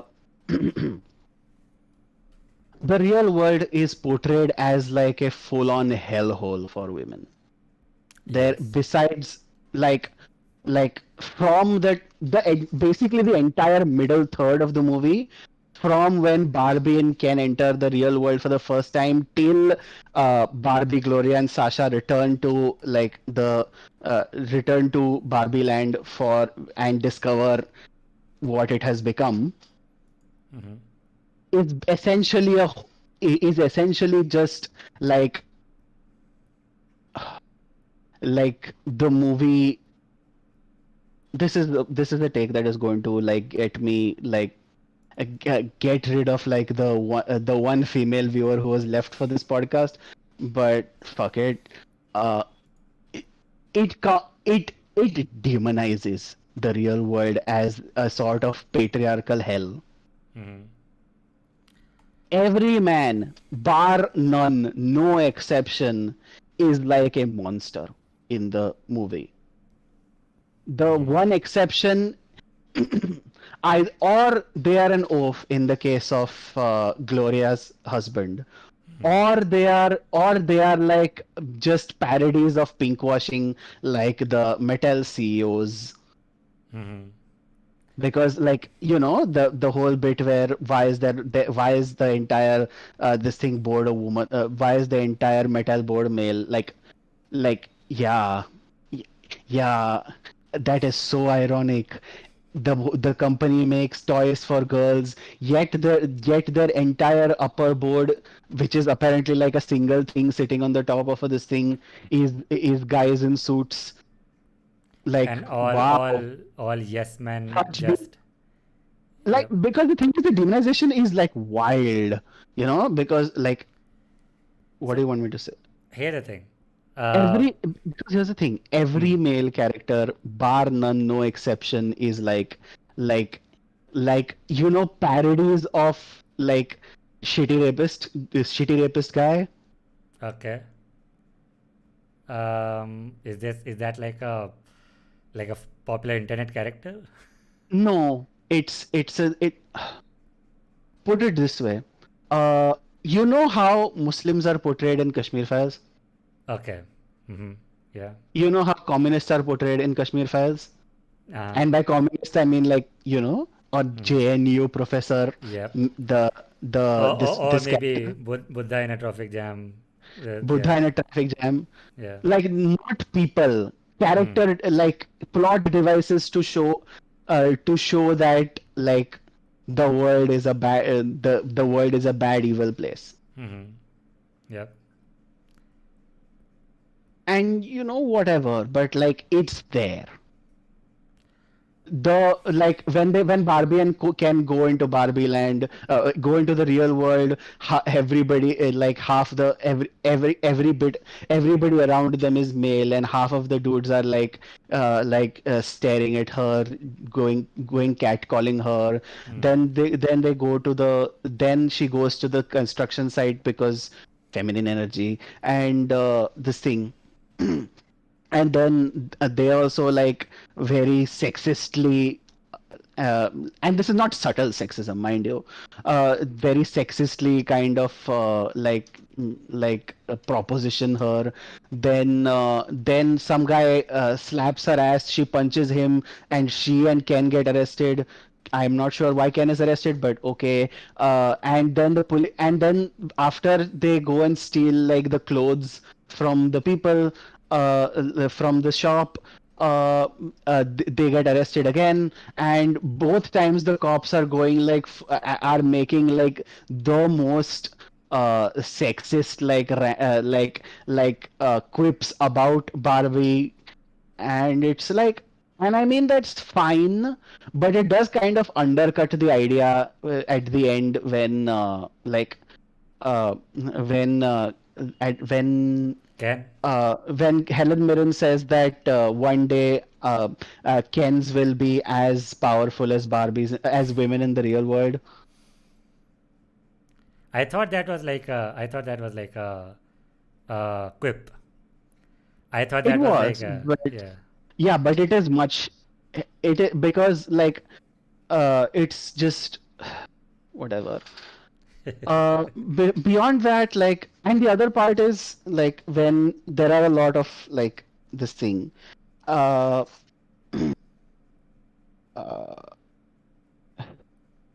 like obviously there is like the big jokes. Barbie did, to be fair, put a lot of its jokes in its trailer. Mm-hmm. There is the there is the what are we going to do? Um, if you joke. stay over, yeah, Just over. There is the basically the red pill, blue pill matrix joke yep. that Kate McKinnon's weird Barbie involves. And then, I mean, like, yeah. There is also one part. I think now at this point, I think we can just get into characters because like the plot is like this thing is mostly like character driven. So uh, I would say, yeah, from my perspective as well. Oh, so first of all, taking inspiration from our Lord Nolan, we are going non chronologically. Now let's talk about Barbie's story. Okay. Now that we have a lot of opinions out there about it. Okay, because the story really fascinates me. It is so weird on so many levels, and I guess you would call them inconsistent. I would just call them confused, like not even confusing, but confused in themselves. And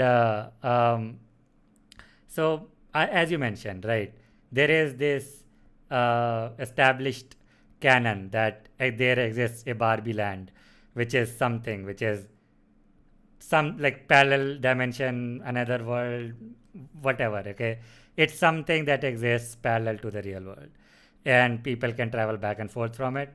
Why? No, no, no reason. Why do people in Barbie Land? Why are people in Barbie Land aware of the outside world, but the outside world is not aware of them? But however, they are aware of like this weird version of. Why are they only aware of a weird version of the outside world? What again? These are because these questions arise because of like so many details, as you mentioned. They obsessively put in so many details for the sake of jokes about like everything, but then those details, if you think of for even like 2 seconds about them, stop making sense in the context of the broader story, right? Who is doing it? Who is operating Barbie Land? Right? Who did this? Who created this fantasy world? Because somebody did. Somebody gave weird Kate McKinnon a map of the world, which is very wrong, and also has Chinese, like southern China Sea territory in it. Okay, but again, like so many things. But it exists a parallel dimension in which there is a stereotypical Barbie played by Margot Robbie, who is like having a perfect day every day till the end of time, and then she starts like noticing imperfections, and those start compounding. One of those imperfections is also her noticing cellulite on her thighs, uh, and she has to talk to weird Kate McKinnon, and she tells that there is like this anomaly only happens if some Barbie owner in the real world starts feeling so bad about herself that she starts imagining a bad version of Barbie. Right. mhm, Two mhm. questions. As you had rightly pointed out. Is this so rare that this happened? There's a one oracle on Growing a hill. women, growing women famously are insecure about their appearance. Yeah, exactly. Like, is it so stray, so what do you say? Unlikely an occurrence that there is a weird oracle on the hill that you need to go and talk to figure out what's happening. Okay, first thing is that. Second thing is that again these details, right? Who created Barbie Land? Because who has the power to influence Barbie Land just by her imagination?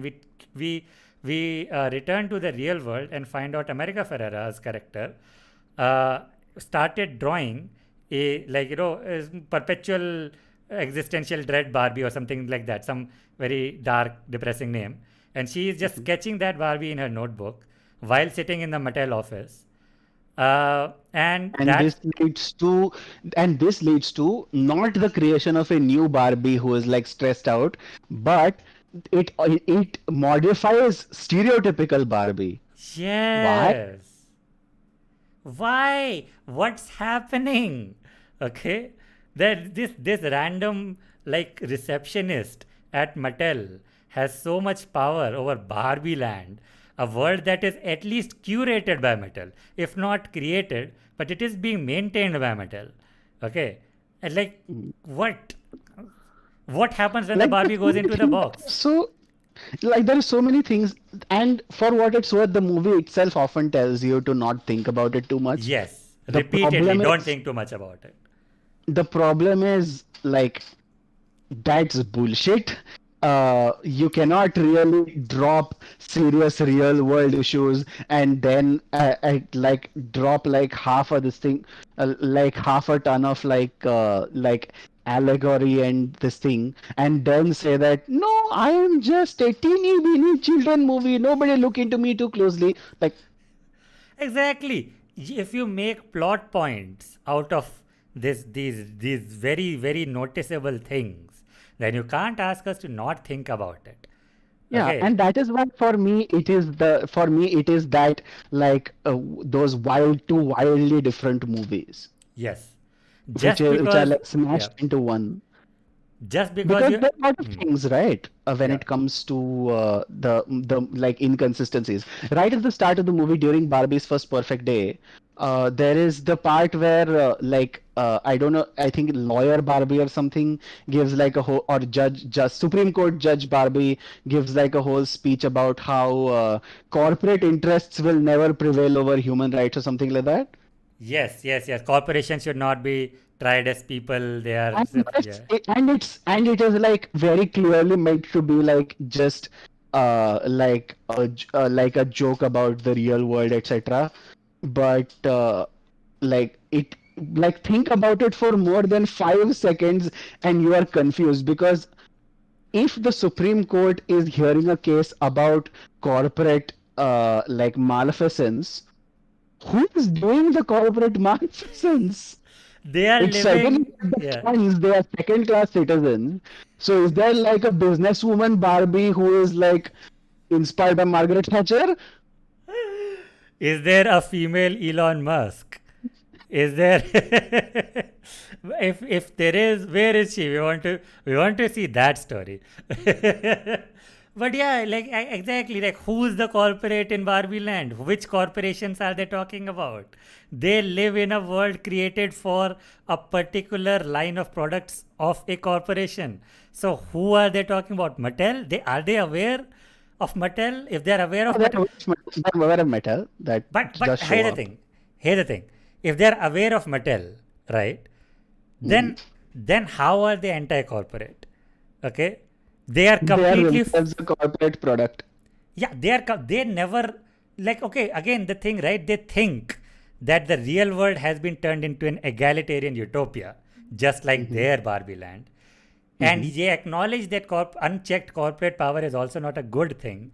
They live in a world in which there is unchecked corporate power, which No, they I have to to be be fair, aware of. I don't think they live in a world in which there's unchecked corporate power. But it's just they just live in a world where they know that metal is a thing, but I But guess Mattel part of exists again in. it is unclear to what extent these characters have free will. Yes. That is. Is That. Barbie Yeah. an automaton? Like is because that seems to be the reason why like her gaining self-awareness and a fear of death and all of that, that seems to be the reason why she moves from being a doll to something else. But like, is Barbie an automaton? Are all the Barbies automatons? Why like if Wow. if they are, yeah, that was a lot of my reaction. If they are automatons, why are like to what extent can we consider them like like then is the Barbie Land utopia like an actual utopia rather than just a, inertia? or just dystopia. It's like, okay, here's the thing. Here's the thing. I think you're struggling to articulate is that if they are moral, like they are capable of critical thinking. Okay, when Barbie gets catcalled in the real world, the Hmm. thing she goes to the construction workers and they catcall and like very like inappropriate comments they throw towards her, and then Misogynistic, let's be clear, misogynistic misogynistic comments. comments, and then she specifies. By the way, I think everybody should know. that I don't have any genitals. So she Hmm. knows that this, so she's not like a fish out of the water. She knows what this catcalling is implying. She knows what that dynamic is, right? And she says, okay, all your comments are like, because they don't refer to her genitals by name, but she is able to critically understand, and she's like, oh, you are all alluding towards that thing. I don't have those parts, right? So she is able to critically think. But was she not critically thinking so far in the world? Every day was the exact same. Every day was the exact same day, and she never. And because it comes up later, right? Because when someone asks her where the Kens live, and she's like, I don't know exactly. And here's the thing. I think what this sort of like kind of one of the central theses of the movie is that hmm, oppression by women and oppression by men looks different. Is like essentially different. yeah, Okay, in its essence is different because hmm, very early on, just the scene that precedes this, Ben hmm. and sorry, Ben, Ken and Barbie. Oh man, Ben is a combination of Ken and Barbie, dude. Why has nobody made the joke about that? But Ken and Barbie and Ken Shapiro. yes, Ken Shapiro, yes.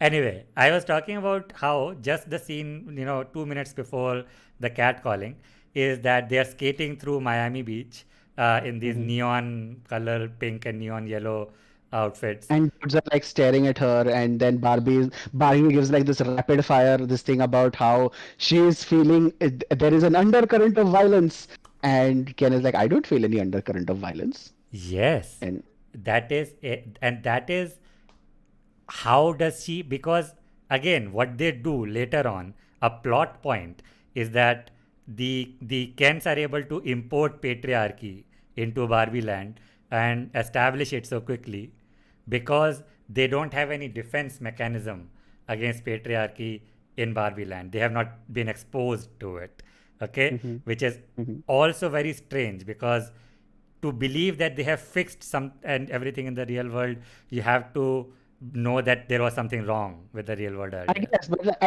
I mean, I can kind of get over that. Like, you can just say that the world was bad, but now it's good. Like this thing And again. okay, but we don't know how bad it was. It is children's movie depth.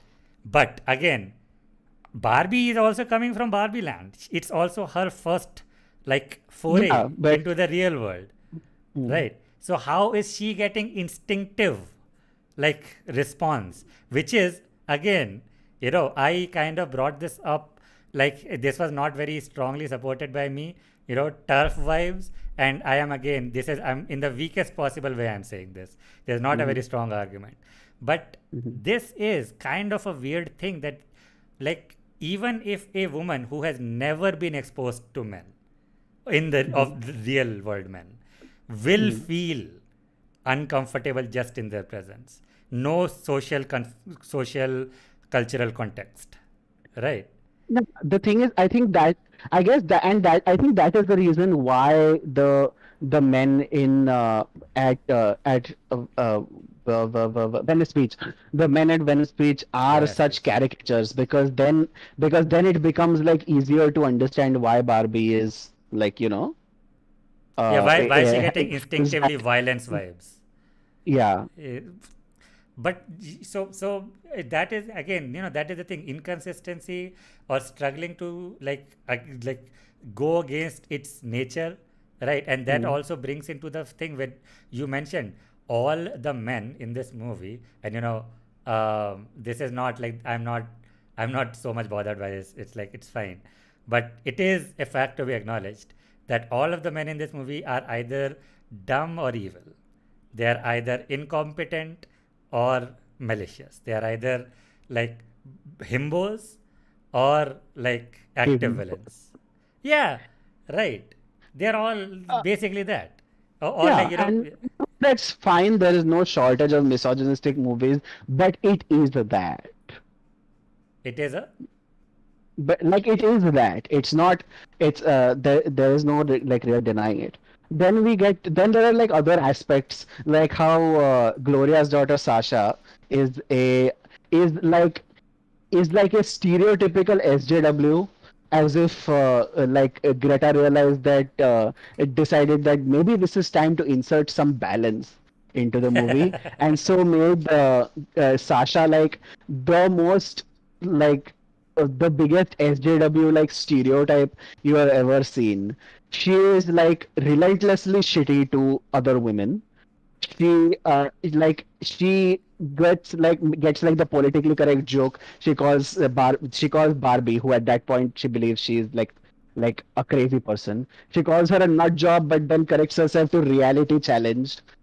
And like and then the and then when her father like does at right at the end, and like at the end when her father like who is he was pushed as a bit of an oaf. He says like si se puede, and like which comes off as dumb, and then she goes like that's cultural appropriation, That's a political which statement. maybe no. This one says Gloria says that's a political statement. Sasha says it's cultural appropriation, Huh.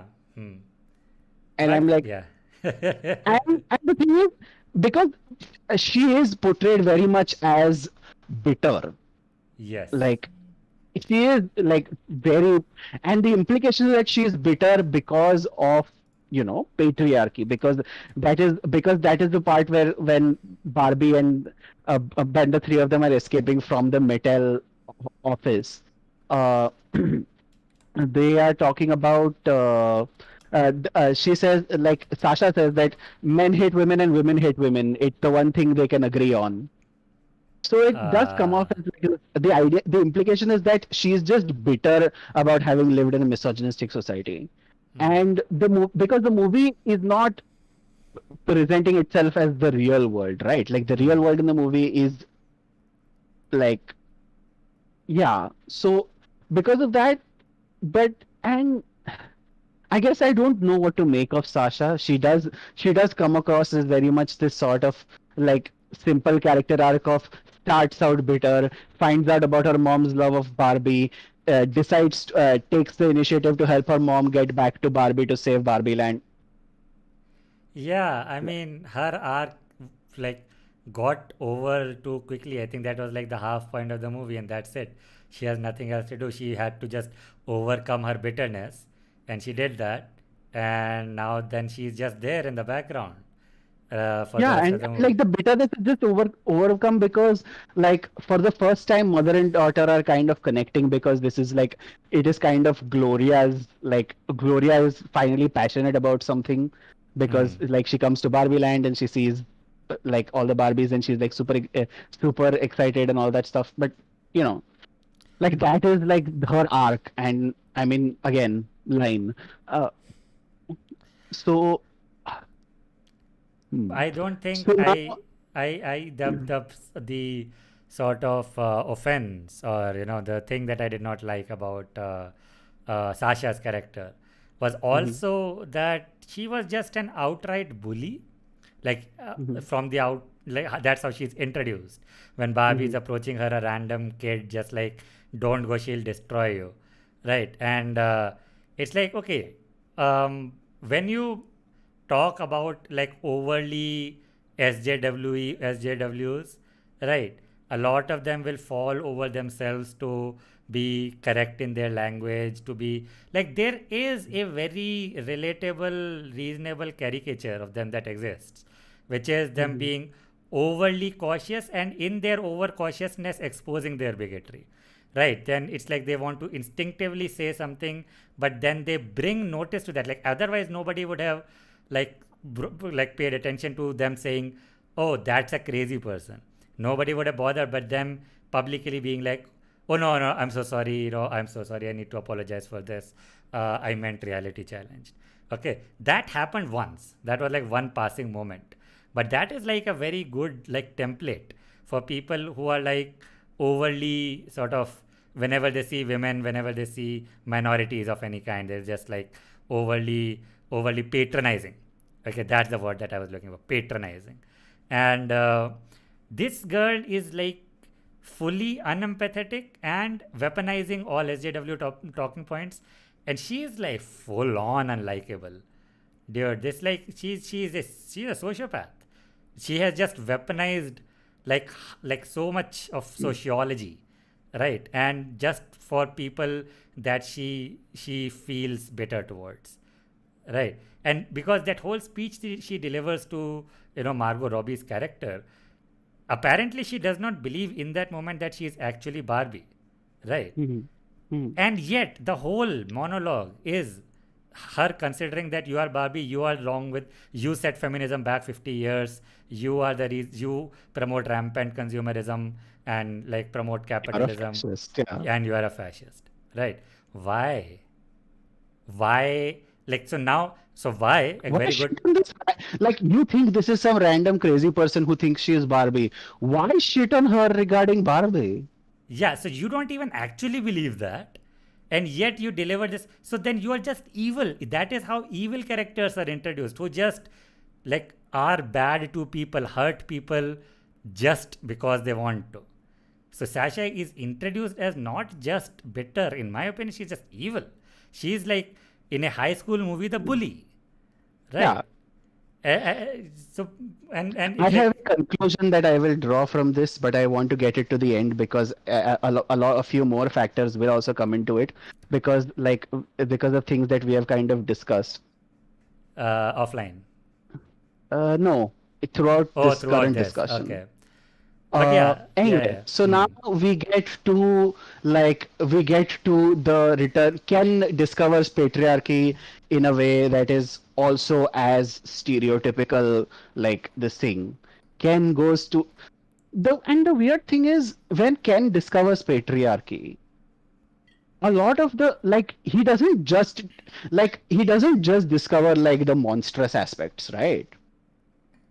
He discover his first exposure the first time the the thing with we will get I think we'll get to Ken's arc in the end because it is like probably among the it is both inconsistent but also fleshed out. Hmm. uh Ken then when he discovers Ken when he discovers patriarchy and the reason he likes it is because for the first time he has been you know acknowledged as a human being. Some random woman asks him for the time and it's like and he is just like shocked, you know. Yeah. And that is why he kind of brings and when he does the whole like jokey part, right, he thinks patriarchy means men rule the world and men can do anything.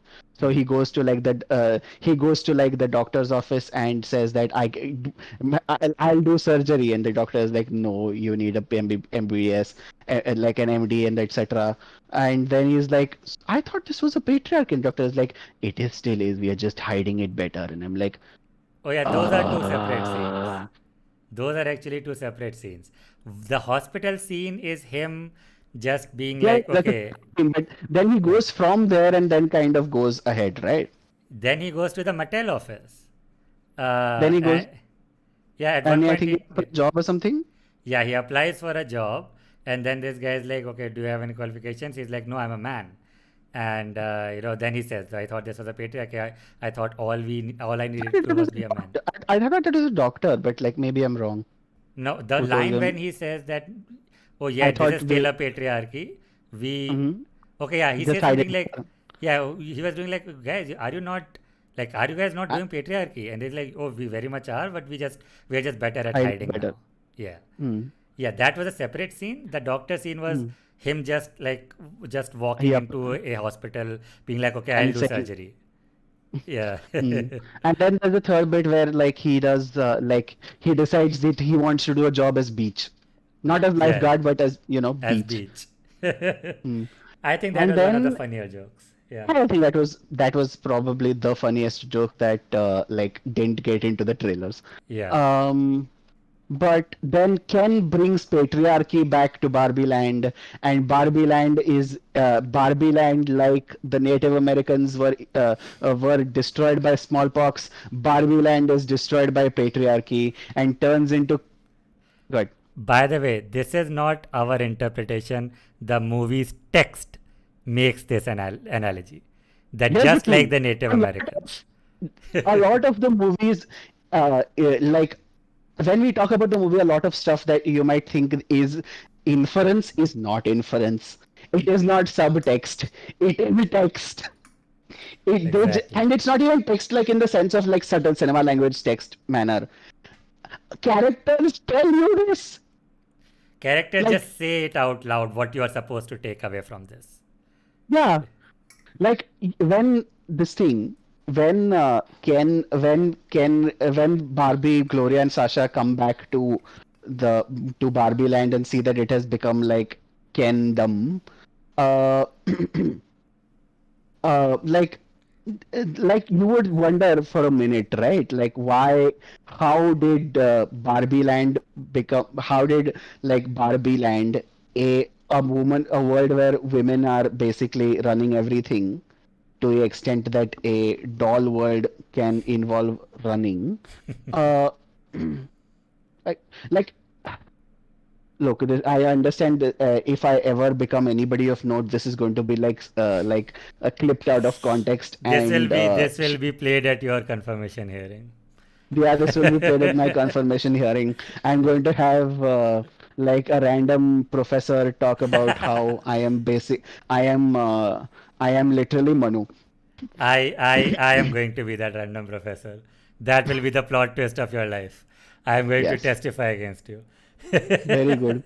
But like, I mean, to the extent that a doll world requires managing, it is unclear what President Barbie does except that she is the president. Yeah, It is unclear what the Supreme Court justices do.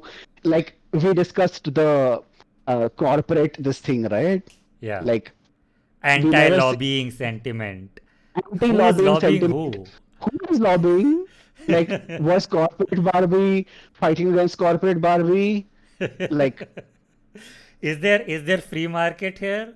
Are there different? There are different brands of things. Every brand is the same thing. and like and when like and I understand like it's a great touch to do the whole like Barbies move around like how children play in the real world. So when they drink, they don't like drink; they just mime drinking and mime eating, and that is why When they want to get down from the second floor, they don't climb down the stairs. they, They float they down. just they float down, Yeah. and I mean that's fine. That's like a nice touch, but it also like kind of makes you wonder what is being, you know, done.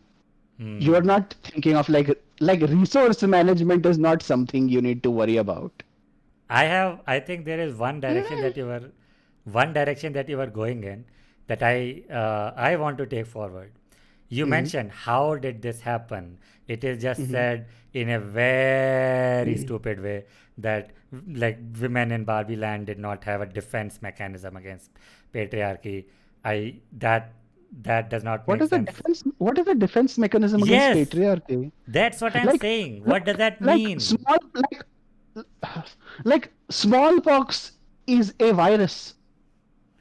Yeah, it's an It active can't be. agent. It's like it has a Yeah. genetic code that is like How do what do you mean? What do you mean that you don't have a natural defense against a meme? Like, I mean, when I say meme, I mean it in the no. I mean, when I say meme, I mean it in like the Dawkinson sense. The Dawkinsian meme. Yeah. But like, how do you have? Nobody has natural defenses against a meme.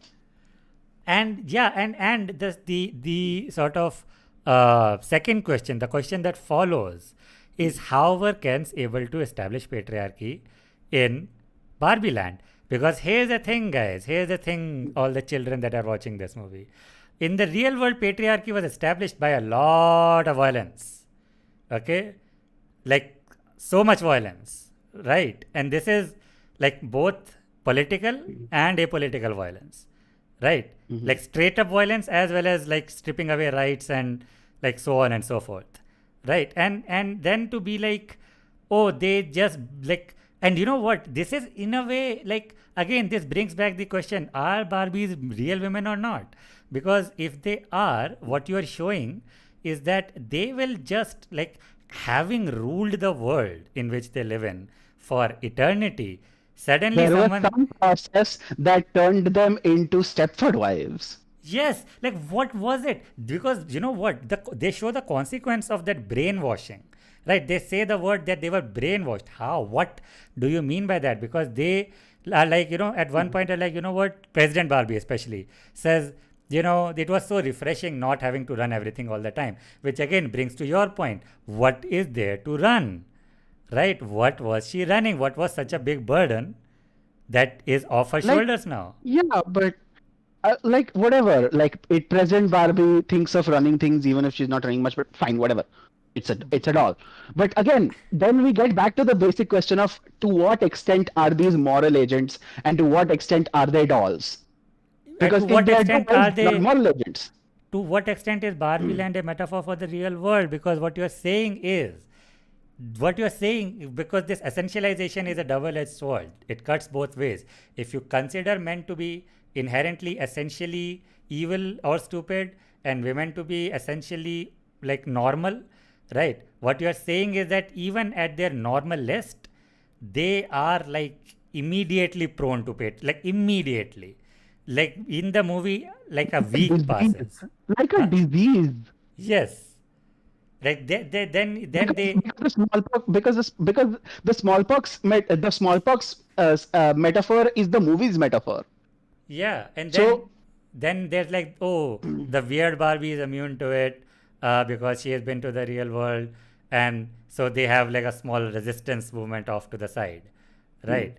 And that sort of a mm. thing. So why, like, what happened there? What is happening?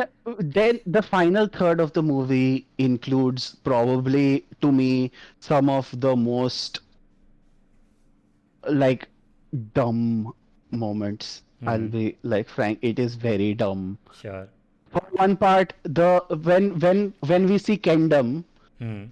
we are we are essentially seeing and the thing is the movie parallels this very directly because like at the start of the in the starting like last Barbie's last perfect day bit there is like the part where like the Barbies are playing volleyball Hmm.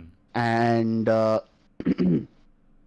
and that scene is mirrored almost one to one when the three of when Barbie, Gloria, and Sasha come back, and they and the Kens are playing volleyball with the Barbies basically being, you know, Cheerleaders. dressing Yeah. cheerleaders, Or just bringing them and brewskis. Okay, whatever. They yeah, can't say beer. They have to say brewski. children's movie. Children's movie.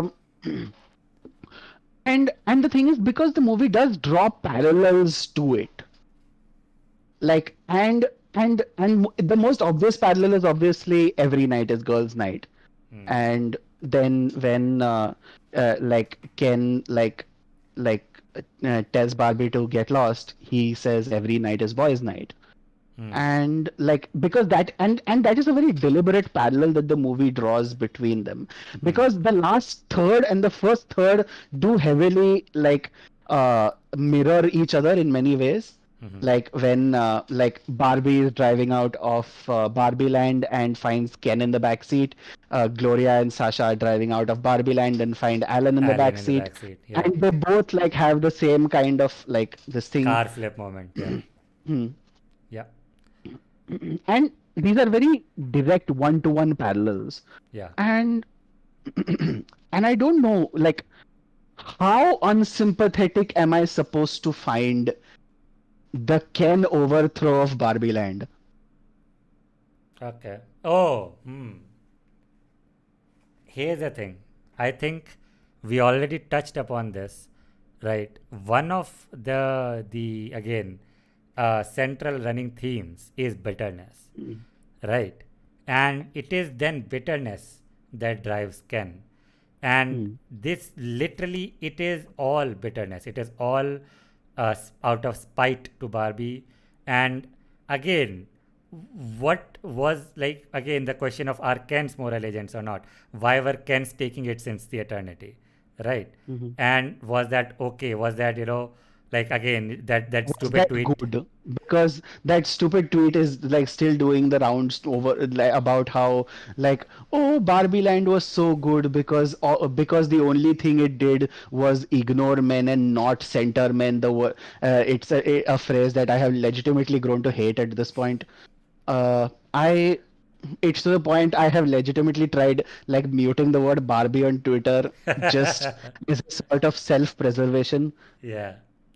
It's I'll get into it later actually. But again, so like to what like obviously that's meant to be unsympathetic because you have spent your middle third of the movie shitting on men, and then and then the Kens kind of go back and turn Barbie Land into like shitty Barbie Land, Hmm. and then when that happens,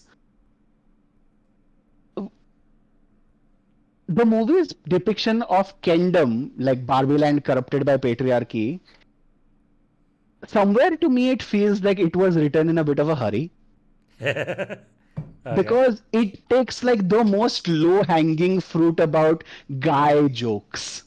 Yeah, they always want brewskis. Like guy jokes, they always want to drink beers, they always want to this thing, and my They're hot take, messy. They're and messy. they are messy, they are like this thing. And probably one weirdly hot take I have is that Greta Gerwig might be clinically online, Terminally online. Yeah. terminally online, because and this is me and NKV discussed this when I came out of the theater. Ken, when he becomes like patriarch Ken, uh, wears a wears a surprising where has a surprising physical clothing resemblance to Andrew Tate. He does. Like Um, he didn't shave his head off, but like he is like roaming around in like that mink this thing, and he is inside he's shirtless, and he is wearing like those pants, and that is the part which and I don't and that cannot be a coincidence it for is one. not. Then Yeah. there is the second part where the Kens decide that the Barbie's official position in Kendom is as their I forgot the term. Barbie 2023. Wait, what? Something casual girlfriend something Uh huh. like No, what are you casual talking about?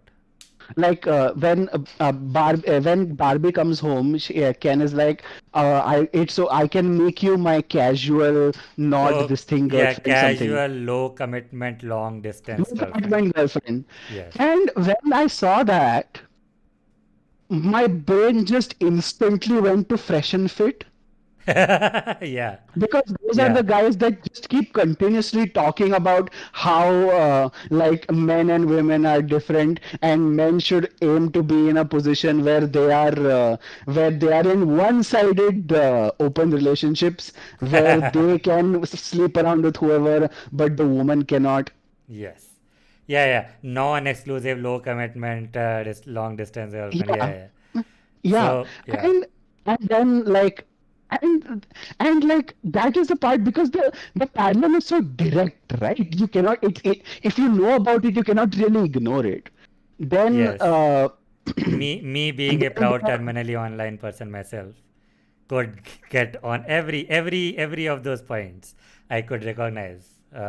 then when the I Am Just Ken song happens, there is the whole dance bit, and like there is the guys are like doing the whole I Am Just Ken dance, and it just comes off as like partially an incel screed, and incelism is like a theme that comes up later. And then for some reason, Greta Gerwig decides that during this dance sequence, the two guys arrange themselves exactly in the shape of testicles. Yes, yes, yes, yes. Again, kids movie by the way. It- And then it doesn't end there. अभी तो और चलेगा. Yeah. Then once Barbie has come, like Barbie when she realizes that she is in a bad place, she goes like almost catatonic. Mm-hmm.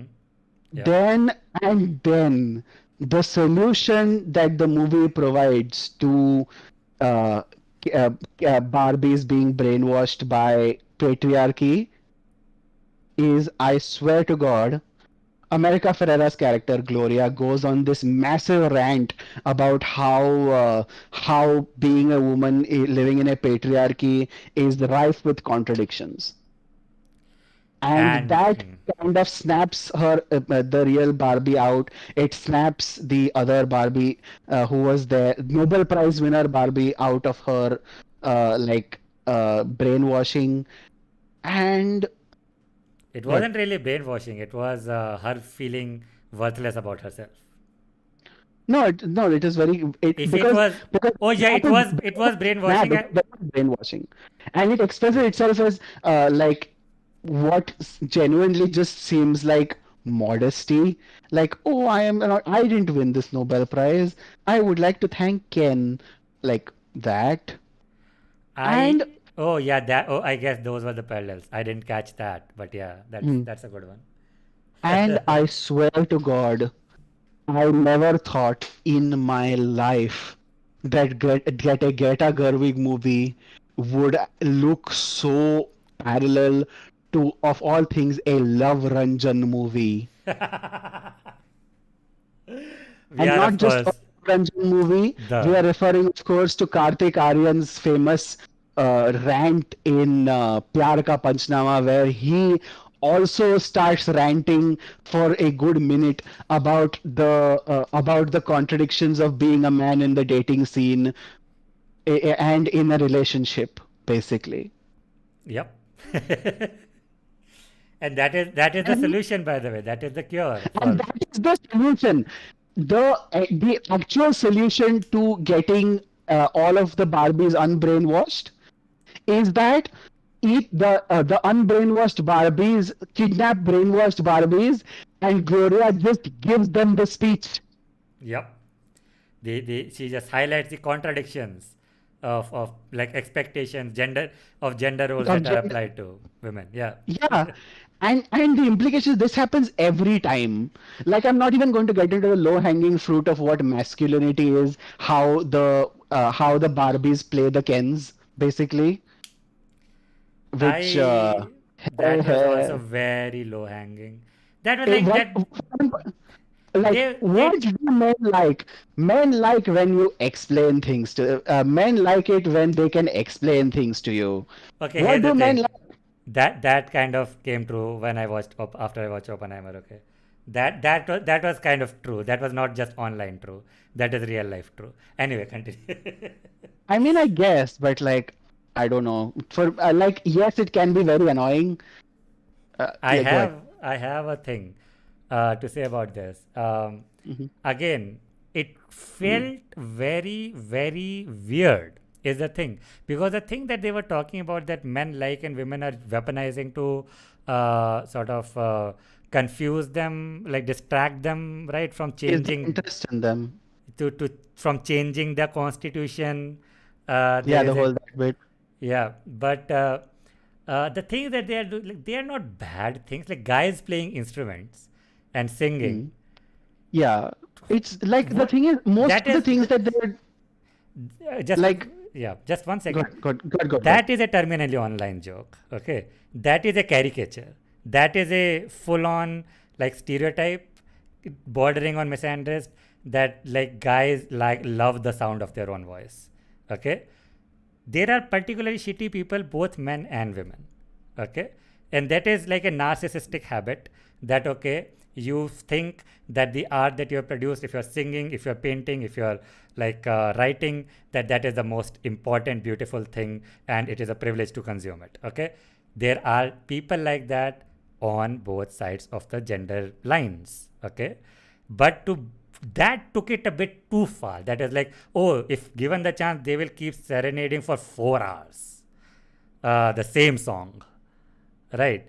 That went into like weird territory. That then stopped being like even 1% relatable to reality. Okay, continue. What are you saying? This is the part I kind of want to get at in the end, but Hmm. like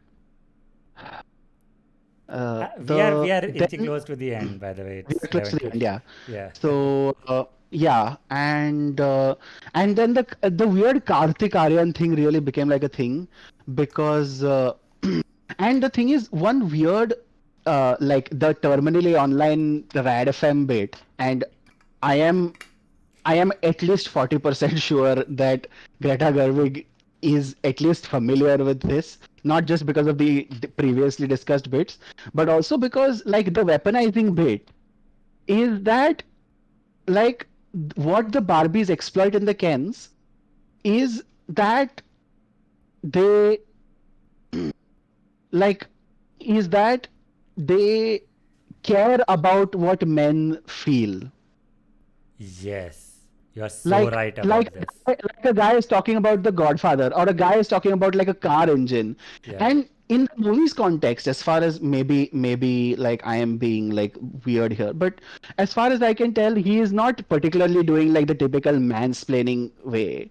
He's just It's like, explaining it to the girl, and it's like and I think that is something where that is something that approached like harmful, because yes. the implication is that being passionate about something is somehow inherently like bad. Like, yes, it's one thing to be like to make this thing to like bore somebody if they are not interested in something, but being it just like as is the screen just looks like the guy is passionate about something and it is being like ruthlessly exploited, like. Yeah, that's what I just said.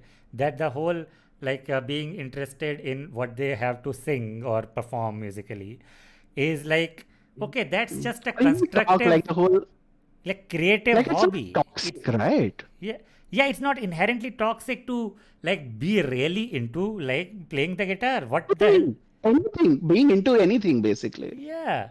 And then it's like, but there's the thing, And that's the paradox that, okay, how is it harmful? How are they able to do it? Because what it seems to be, they're not really harming the women there. What they are like, they are all they're just doing is like, okay, uh, when I say, I'm not excusing, I'm not saying that the world that either of the people, the Barbie land and the kingdom are like, I don't think any of them are acceptable. However, the mechanisms I'm talking about, right? The mechanisms of oppression. What are the mechanisms of oppression that they just like to talk about their interest? Is that how they are repressing women? like that is the this thing, right? Like, what is your mechanism of oppression? What is happening to these women? Yeah. Are you like if you want to imply that this thing, you cannot do this enemy is both overwhelming and pathetic, because that is part of it what happens. No, I am not going to go there. No, I am not going to go there. Uh, but but like yeah, I mean, anyway, so they do the constitution thing. Don't think about why the constitution is. Uh, so and then when finally the metal guys show up too late, and then the Kens show up, and Barbie Land is back as to how it was before, and the only sop that the Kens get. Uh, because here's the thing, Barbie Land has been Barbie Land since essentially Barbie existed. And Ken's and this is again getting into how to what extent Kens are people. Uh, Kens were created to be Barbie's like partners, Companion. I guess, Yeah, companion. companions. Yeah. To the extent, to the point, I was legitimately surprised there was like zero reference to Eve, Ha. like the anime from the Bible in Hmm. Eve, like you kind of flip it, right? Because in Yeah. the Bible, Eve was made to be Adam's companion. In Barbie Land, Ken was made to be Barbie's companion. So, and and they have been frankly second-class citizens Hmm. Yeah. to the extent that they were citizens. Yeah. Like, we do not know that they have houses. We do not know that they like ever like the while the Barbies are like nice to them, it is very obviously condescending. Hmm. Like and it's not clear whether Barbie was ever into Ken. The movie assumes no, but it's not very clear because of the fact that the first day we see is the last perfect day of Barbie's life, and the whole like Ken kissing and she doesn't kiss him scene is Yeah, is here's a question. Here's a question. That exact moment, since they are living the exact same day, since because they, just before that she has had like the whole like thoughts of death bit, right?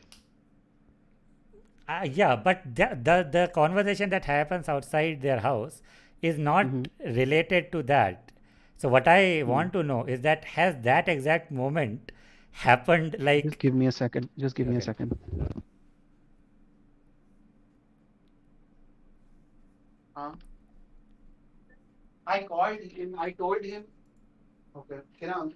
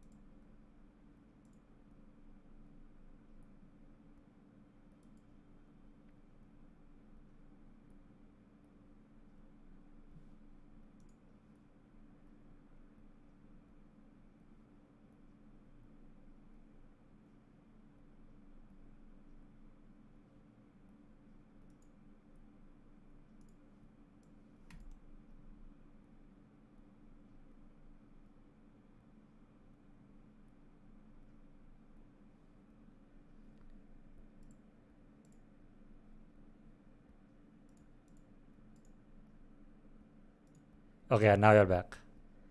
Okay. Sorry. The Important. mic was catching your conversations. I muted you. Right. Okay. So yeah. Um. So like yeah like I guess because like because Barbie Land was it was fine for Barbie and it was fine for Barbies, but like all like most like even patriarchy as is not as kind to Ken to men as Barbie Land's this thing was to Barbies. And yes, it's a children's world and things like that, but like to me that excuses is even less. You don't have kind of constraints the real world faces. But anyway, so then the metal guys show up, and then like the this thing, and the only and then Barbie talks to Ken, and then Ken is like, I don't want this thing. I don't. I never really even liked patriarchy when I learned that it wasn't Mm, about horses. That's like a mm. throwaway joke. The horses joke, the horses thing is like really fun. It is That is genuine. like one really fun bit because like Ken has like this childlike this thing for horses. Yeah. Ironically, horses as a species are matriarchal. Hmm. Um, and like and then like the whole then so much of kingdom becomes about horses, like the Barbie the Mount Barbie the Mount Barbie more becomes Mount Horsemore. Yep. It's just horse heads. And Yep. then like Ken's Dojo Casa house has like a lot of horses, and like that, and horses just show up a lot. For what it's worth, horses also show up a lot in Oppenheimer, especially in. So that's one more parallel between the two big movies. Yeah. And then and then like Barbie's one acknowledgement of like how this thing is that maybe every night shouldn't have been girls' night. And like and then when Ken goes the whole like, do you love me? And then she's like, no, I don't love you, but and I think you have to kind of find your own way.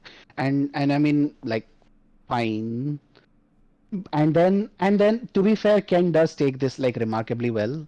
And he in the short span, because of course He manages to make a this thing, which is a great motto for men who want to feel good about themselves. I am Kenaf. I am enough. Yeah, I think, you know what, before we even get to, I think, we have like, I would really like to sleep at 12. But, um, when by the way, no one is watching. I think it's fine. We're gonna re-upload. This has a lot of clip potential, by the way. I'm gonna be spending the next week clipping this. Speaking Uh, of clip potential, there is one thing that and that I had noticed with this thing that had become quite noticed with shows like She-Hulk and things like that. It is a little annoying that like so many movies have parts that you almost feel are made to be clipped and put into like short videos like TikToks or Reels or YouTube Shorts and things like that.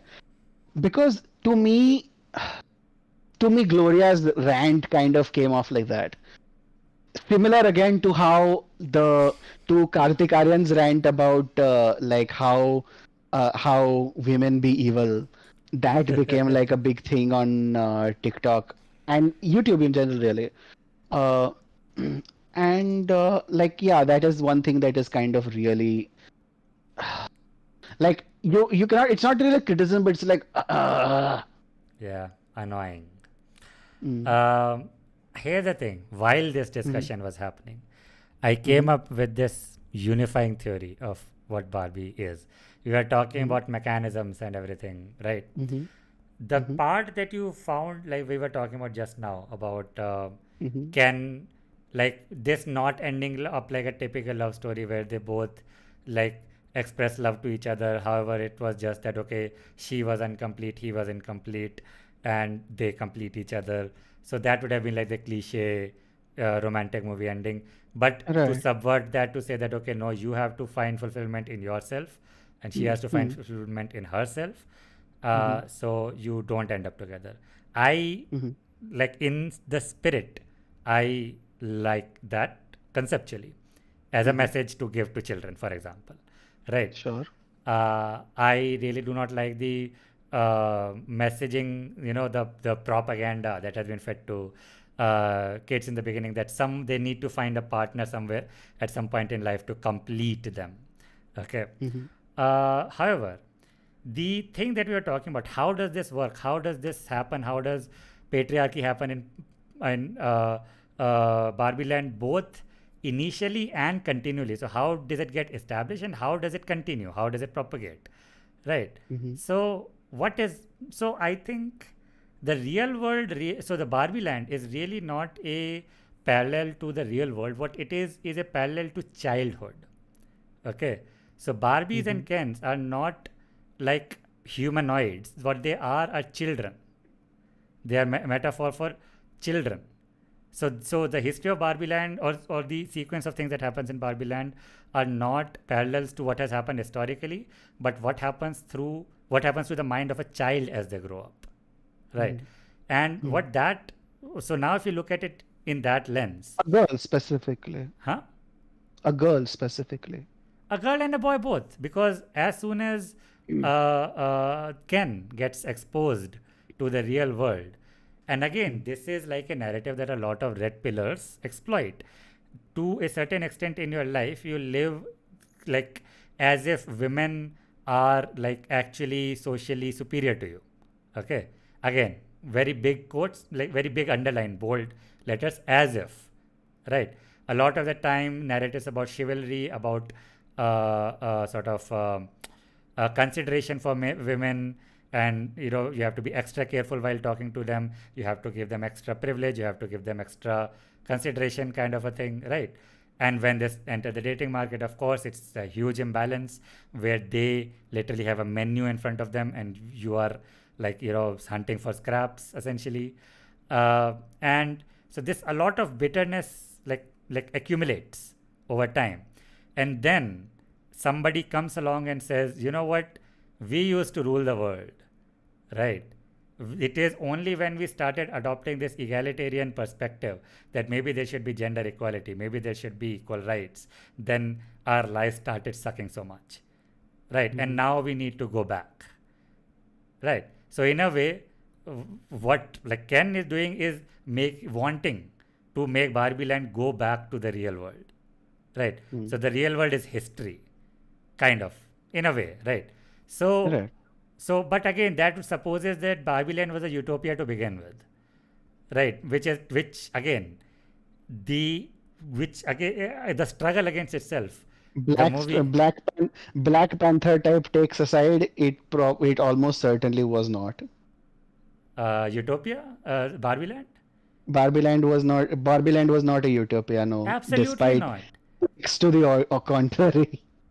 If you put the first third of the movie in a Black Mirror episode, right, that then it's like, oh wow, this is a Black Mirror episode, this is what we would expect from Black Mirror. Mhm. And so what it is really, it's a very mangled thing, because the natural thing is to draw parallel to the real world, its history and sociology. But what it is Mm. a parallel to children's world, a child's inner world, and how that develops through society, throughout its life. And so in Mm. a way, then if we were thinking, right, are they automatons or are they moral agents?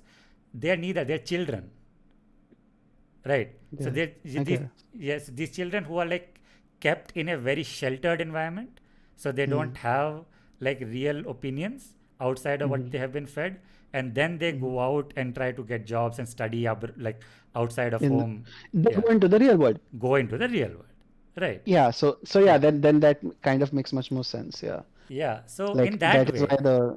Mhm. I think now focusing on Ken's arc, which we just talked about, right? I think Mhm. again, now here's the thing. Here would I would admit, I did find Ken's parts a bit more relatable, and I cannot deny that that has to be a fact due to the fact that I'm a guy. Okay, for a lot of the things that were being messaged towards women, and very explicitly, by the way, a lot of the time they again were like, okay, I will take your word for it. I can't find examples from my own like life. I don't have experience to relate this to what you're talking about. Mhm. And in that way, I think this is overall a constructive, positive kind of message, at least for guys, at least for this sort of thing, right? Because I do believe it's not. So we have to understand that there is a systemic and there is an interpersonal patriarchy. This is like a not patriarchy, but like misogyny, let's say systemic misogyny Misogyny. and interpersonal misogyny, right? Mhm. And Mhm. Wash, the guy whose community brought us together. Is it Uh, isn't it great that a movie that goes so deeply about horses we can get Wash into yes, it? Wash reference. Yes, Wash mentioned. But yeah, so he talks like a lot about this when there was like a whole arc of video essayers and streamers going back and forth about, okay, what are these guys driven by? And because Wash's statement was that like an average 14-year-old Andrew Tate fan is not like, I need to protect and perpetuate patriarchy. Okay, what he is bitter, what he is spiteful, and he's finding an outlet for that in misogyny, right? He does not understand sorry, what do you say, intersectional feminism and systems of control and oppression, He understands right? what he has experienced, and what he Yes. has experienced is admittedly sometimes sheltered in it is often a very privileged position. But if you take his experiences in isolation and do not like go into them planning to shit on them, maybe I'm almost certainly being a little too uncharitable here. I probably Hmm. shouldn't be, and I apologize. Yeah, go ahead, But bro. if yeah, we have no female Yeah, subscribers left no. anyway. Yes. Um, I like I think like the implication that a lot of people draw when it comes to people becoming like Andrew Tate style misogynists is that for one, let's be clear, there is a difference between Andrew Tate Styles misogynist and normal patriarchy, quote unquote, right? Yeah, the systemic versus interpersonal kind of a thing. Yeah. Like there is a difference between existing in a world with patriarchy Hmm. and being an Andrew Tate style top Yes. G guy, like who Yes. is like full on, like women should stay in the home, I should be able to sleep with whoever, girls should be like forced, I should be able to control my wife to do whatever. Hmm. Yeah. These are these are both like bad things, but they are not the same thing. Yes. Yes. And And this movie struggles with conflation of both. hmm. It does, like, because I again, think yeah. no. The thing is, the movie doesn't struggle with the conflation of both. It struggles with conflation of three things. Hmm. It struggles with a conflation of Andrew Tate style, like this thing, Hmm. Red pillar, like red pill. red pill, fresh and fit, a barefoot and pregnant type. Hmm. Ambient patriarchy, which is like your The default state of the world. the default state of the world, Hmm. and frankly, just masculinity. Yes. Yeah. Because Hmm. all three of them are sort seemingly combined into like this one thing where like all three are expressions of the same thing, and it's Hmm. the reason why I think Greta Gerwig might be somewhat terminally online when it comes to this kind of stuff, because that is something that terminally online kind of people do. For what it's worth, I think Greta Gerwig's message is like the movie's message when it comes to Ken is good, Hmm. because it doesn't really have a message regarding Barbie apart Hmm. from just like coming of age almost, right? Hmm. Yeah. Um, but it does have a message regarding Ken. It has Hmm. like an actual this thing, and that message is you should find a way to like be like do not associate your self-worth with this thing With women. with with women, Hmm. like yeah. I I don't think it's a bad take. It's just one that makes me deeply uncomfortable. I do sympathize with you here There's because, a reason for again, that. There's a yeah, reason for that, and I want yeah. to get into it. Sure, sure, sure.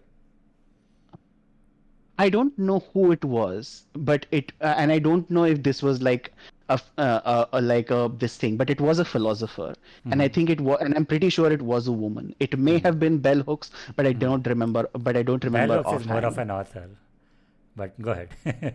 Like a author philosopher, writes Sure, things, sure. talks about. There is a sentence that I have read. I don't know who made it. It maybe even a corruption. Hmm. An ideology that does not that does not account for human desire is worthless. Hmm. Hmm. Sure. Because because it is like yes, like you can argue that yes, it is a sensible thing that people do not people should not this thing like because in Barbie Land, what the relationships with Barbie Land is not full of lesbians, to be Yes, clear. yes. There's just a world where women are in control, Hmm. men are side pieces, Hmm. but there is no desire anywhere. Hmm. It's a world that is almost sterile, and you can say it makes sense because they are literal dolls, etc. But and then it but then it's an ideology that makes sense for dolls, not for Yeah, humans. yeah, yeah. And I don't and that's not me saying that no, it is like shitty that you should that Ken should be expected to not care about women, he should find himself, etc., etc. And I'm not saying that's wrong, and I'm not saying it's bad advice, especially given that we do live in a world, but that this thing that this that has such a connection with the concept of the perfect soulmate, Hmm. Yeah. has such a complicated relation with the idea of a perfect soulmate. Hmm. But but the message of Barbie Land and the philosophy of Barbie Land, both the Barbie Land and the movie itself, is a this thing that does not really account for, like even if they were like all like political lesbian type things, you would still get it. Hmm. But this is a framework that doesn't account for desire at all, and a framework that doesn't account for desire at all is worthless for humans. I think what I am getting from what you are saying is that it does not account for the fact that it is not only men who want to be with women. Women also look for partnership with men, romantic Yeah, because look at the way, look at the way how, because the only time the Barbies are with the Kens, it is framed as two things. It is Hmm. either framed as brainwashing or it is framed as manipulation. Yes. Yeah. And and Yeah. I don't know, dude. If you are only framing of men and women being together is brainwashing or manipulation. That is a pretty vague worldview, I guess. Yeah, because if you are always either thinking that this woman is like with me under threat of violence, or she is in one some way or the other manipulating me towards her own ends, then you can't have a Yeah, real Tapan relationship. Sharma style. Yeah, exactly. So you can't have a real relationship anymore, right? A real relationship does not exist. And Yeah, I think in the movies terms that is fine, but then it doesn't really account for, yeah. I the think I real get what you world. mean. I It think I get works what for you mean. dolls. It's a philosophy for dolls. It's Yeah, not a because philosophy for people. yeah, because dolls don't have hormones, right? It does not account for like Dolls have plastic blobs yeah, where there should yeah. be. They are cognizant of this fact, by the way, and Hmm. like yeah, I think yeah, I am now reconsidering my stance on this as well, because it does like there is a very fine line, which is like men's self improvement, because there is an issue with like guys interpersonally being really down on themselves perpetually, right? Hmm. And Hmm. everything around them sort of increases that feeling. They go on dating apps, it worsens that feeling. They talk to women, it worsens that feeling. And a cure or a sort of, as I think an offline aside that I said to you, that the solution to really craving a girlfriend is not really getting a girlfriend, it is stopping that craving and becoming normal about it, having a normal level of desire, rather than thinking just one girl in my life and everything is fine, because that's really not how reality pans out. But Hmm. it cannot come at the cost of like disparaging relationships with women, right? It cannot come at the cost of like, oh, these relationships are all distractions from my self fulfillment, right? Because that is exactly the narrative that the red pillars push, that these women are distractions, they are not human beings, they're distractions from you achieving the maximum in your life, right? You Hmm. grind and hustle, you don't deviate, you don't like you become a depressed loner incel, just like Ryan Gosling in Drive, okay? Because that guy just drive. That's like that is an often repeated meme, which is I like I drive. imagine that I don't imagine that you have actually watched I Drive. have watched Drive, by the way. Listen, I have watched Drive. I really liked it, but I'm talking about its public perception. I Right, the watched it like, meme. The yeah, meme. I watched it like 10 years ago, but right now I'm seeing a resurgence of its memes, right? And the meme image is like, oh, that guy just drives. Okay, no, but like, and so many times, right? So many times, like the Sigma female thing has been compared to autism, which is which is just another way of saying hyperfixation on certain special interests. And Right. everybody has particular interests, by the way. It does not I mean, need to be, it's like people say autism is just when people are like interested. I think that's a very yeah, weird framing. yeah, I like people are sometimes passionate about things, and it's yeah. okay to be passionate about things, and it's okay to not like that to not be interested in topics that other people are passionate about. But disparaging people for being passionate about things is frankly among the worst things you can do.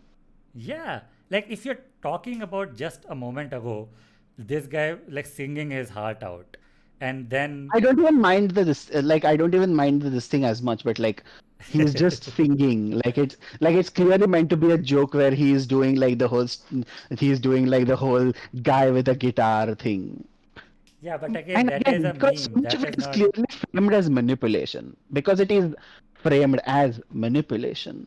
Yes, and like that is And again one very big thing about being passionate about something. And as to your point, like taking into account human desire, people aren't passionate in a vacuum.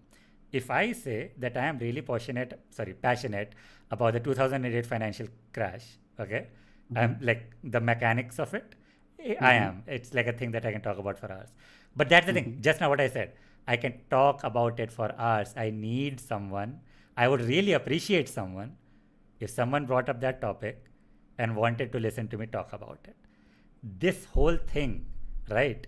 This could have been just like me sitting in front of a camera and talking to myself. But I really wanted someone else to get involved, and I really wanted this to be out there. I did not want to talk to a wall about my ideas. I have a lot of ideas, I have a lot of things to say about sociology and politics, even though I've not had any education in them, and philosophy and art, right? And I would really like people to know about them and discuss them with me. Like not just listen to me, but if I say something, give me your opinions and let me respond to them. Right?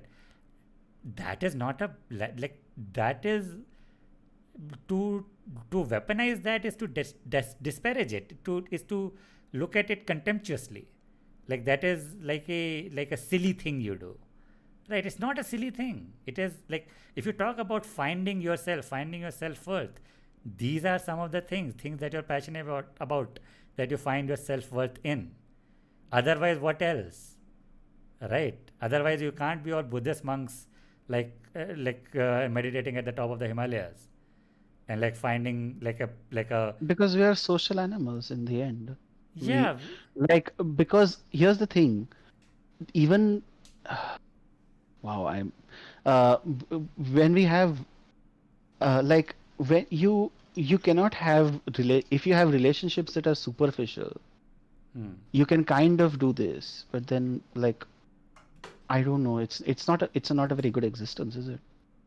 Yeah, because this is turning like perverting it to such a degree, because in the real world, somebody being into your hobby, if you have a partner and they are into your hobby, that is like beyond a sort of superfluous attraction, right? Because like that is the biggest thing. And again, I Like two also people are acknowledge, passionate about the same thing, so like yeah, and that is you like, also acknowledge. huh? You also acknowledge. You What said did I also acknowledge. I acknowledge the fact that it is difficult to get into someone else's hobby because it is a human Yeah, but thing. that is always true. Yeah, it's a human thing that you value your hobby more, you value your passion more. Right. But the fact that you are able to get into someone else's hobby and them being able to get into your hobby, not as like a full time 50-50 partnership thing, but supportive, accommodative, right? Oh, Right. you need this much time to be creative. Oh, you need some input, you need some opinions before you finalize something. I am here. I am here to listen to you like recite your poem that you have composed. That is also a meme, right? Guys like just reciting what they have written to their girlfriends and them having to suffer through it, right? Okay, everyone suffers through everyone else's special interest. It's fine. It's not patriarchy. It's what it is a hedgehog complex. It is the fact that we want to be close to other people. However, there are things about us that push other people away. Okay, but to conflate that, as you mentioned, the three things, then what if let's play script doctor for a minute. What if the everybody who was singing on the beach at that time, I'm so sorry, I'm very fixated on that because I really like instrumental music, but what if they just formed a band at the end, right? They just formed a band together and they're like, you know what, we are going to tour the real world as a band, okay, or Barbie Land, okay. Then it's like, oh, they found camaraderie with their peers shared special interest. Now they have each other, right? Now it's not such an isolationist thing now. Or maybe because some. because in pre because uh, in in first original Barbie land, Hmm, like unaltered Barbie land, hmm, the Kens are very like just distinct like people. They are very separate. Most of their interactions are like, especially the ones between like Ryan Gosling and Simu Liu Ken, hmm, are hmm, just very antagonistic. hmm. The Yes, other ones yeah, are set dressing, but like the only ones that have real this thing are antagonistic or set dressing. yeah. And And again, like this thing, right? If you acknowledge the kind of thing that okay, here's the thing. We were kind of we did not like what you did with Barbie Land. However, you were not like this was not a bad thing. What you were like singing and playing guitar and drums and that thing. That's a cool thing, you know. Some of them could have been like, okay, you know what, we are actually into that because people in real life. It's not like there only. is only one this thing who is into that. Like remember the end where Ken throws his mink jacket to Yeah, Shutigatwa, yeah, and I think it's Emma Mackey Barbie who is like yeah. who says like I'll be with you or whatever. But like, but it Oh just comes off. yeah, just We one throw token example of. yeah, yeah, and Yeah, it's that. just like it doesn't really change the overall message, especially given that the whole like the very mystic sort of ending that happens afterwards, you know, where Barbie meets Ruth Handler and they go into like the White Plane and they see and Barbie That feels part might as well not have been there. Like that's completely and Barbie unrelated. becomes a real girl Yeah, basically, yeah, and then she goes to like the gynecologist and Fluvi over whatever, yeah. like okay, the movie Now, really yeah, ended in Barbie Land, yeah, you know. yeah, exactly. That whole going to And the the only white. way to end bar and I get why she did it. Like Hmm, she wanted to have like a big powerful moment of being a woman is still worth it after like shitting on it for about 2 hours. hmm, Like so she has like a Barbie like feel like existence somehow, hmm. but okay. Okay, fine, fine. I am okay with Barbie feeling existence and becoming a real girl.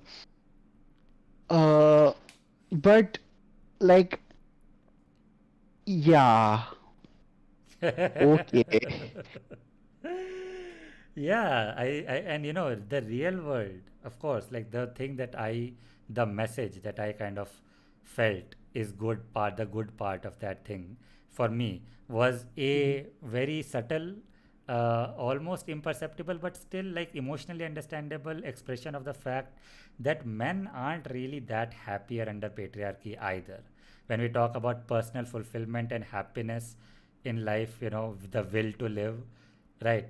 Again, all the facts about it is true. Men are committing more, like they have been committing more suicide successfully, uh, uh, uh, uh, relatively, and Mhm. men are like the sort of loneliness index or the not having any partner index is growing up. It's like. Though that loneliness index thing is more balanced than you think it is.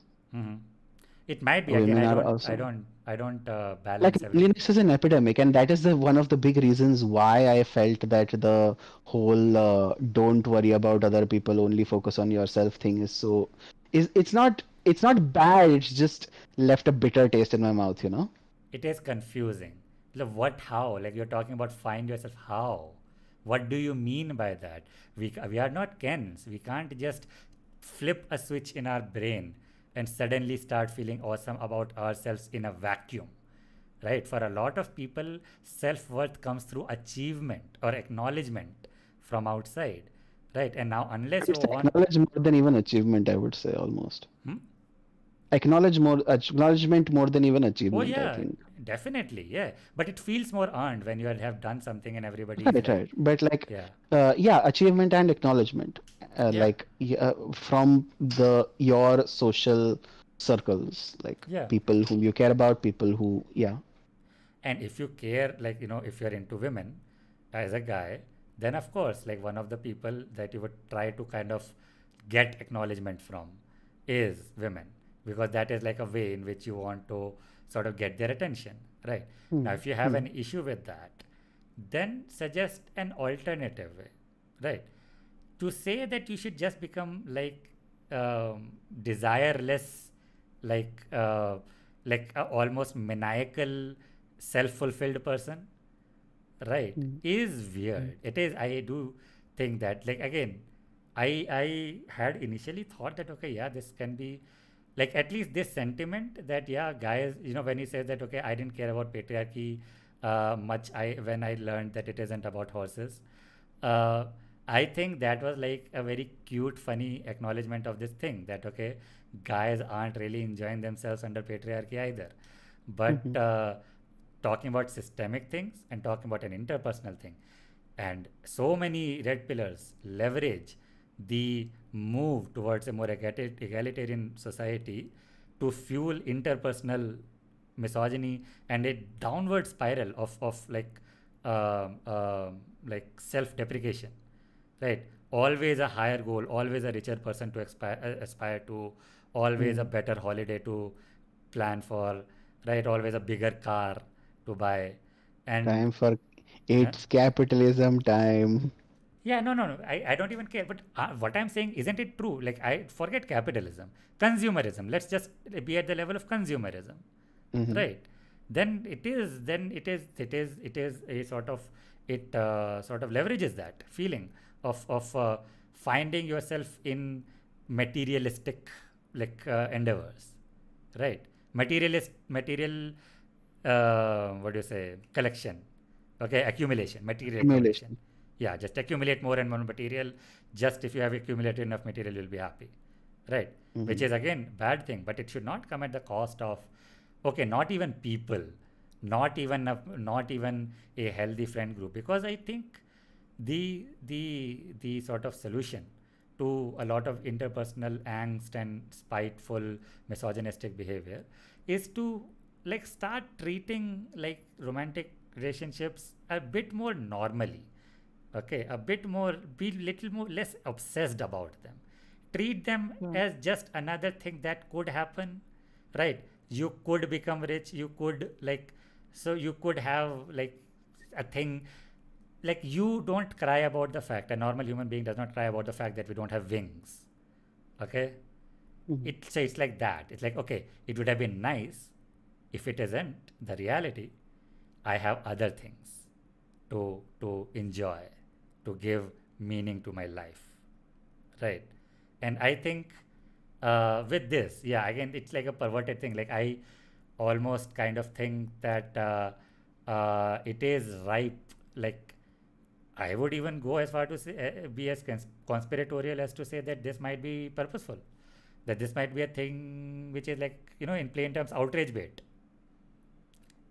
Oh, I don't deny it, especially Yeah. given the fact that, like again, the whole bit where Gloria's rant just comes across as something that like was almost made to be put into like TikToks Ha. because it Yeah. was because like Mm. Same with like what happened with Pyar Ka Panchnama. yeah, same, Yeah. yeah, and but I would say more people call Love Ranjan a misogynistic director, and he to a point is he's a very Hmm. good director, but like it's hard to deny. Yeah. Never beating the misogyny allegations out of Pyar Ka Panchnama. No, it's not just Pyar Ka Panchnama. It's like Sonu. It's Pyar Ka Panchnama. It's Pyar Ka Panchnama 2. It's Sonu Kitty Toki Sweetie. Sonu Kitty Toki Sweetie, by the way, the movie in which a woman like the woman is like this like feelingless harpy who doesn't who just tries to marry a guy's best friend while not loving him for Hmm. some reason. So Hmm. I guess I guess that's why the manipulation thing kind of really put a real this thing in the back of my brain. Um, I think it's a very children's understanding again, because it's like, okay, they did it, they are doing this to us, so let's do it to them, kind of, or like, let's turn that around to them. But what is that going to solve? What is that going to achieve? all that is going to achieve is more distrust of women. And I don't think that's a good goal. Like, I don't think you want men to, like, It's almost inherently. kind of wild how like how many parallels they found between of all things Barbie, the world's famous this thing women's Black Panther movie, and Pyar Ka Panchnama, a movie that basically became like a like a Bible to guys who were basically just living according to that philosophy. Frankly, among the worst things you could do. Like, what the fuck? Like, Hmm. I do think, yeah, initially I was saying that, what, even that slogan, like, I am enough, can be like a good, no, again, I I do think think I am enough is a good slogan. Like, I don't even deny it. It's just, it has to be divorced from the text of the film.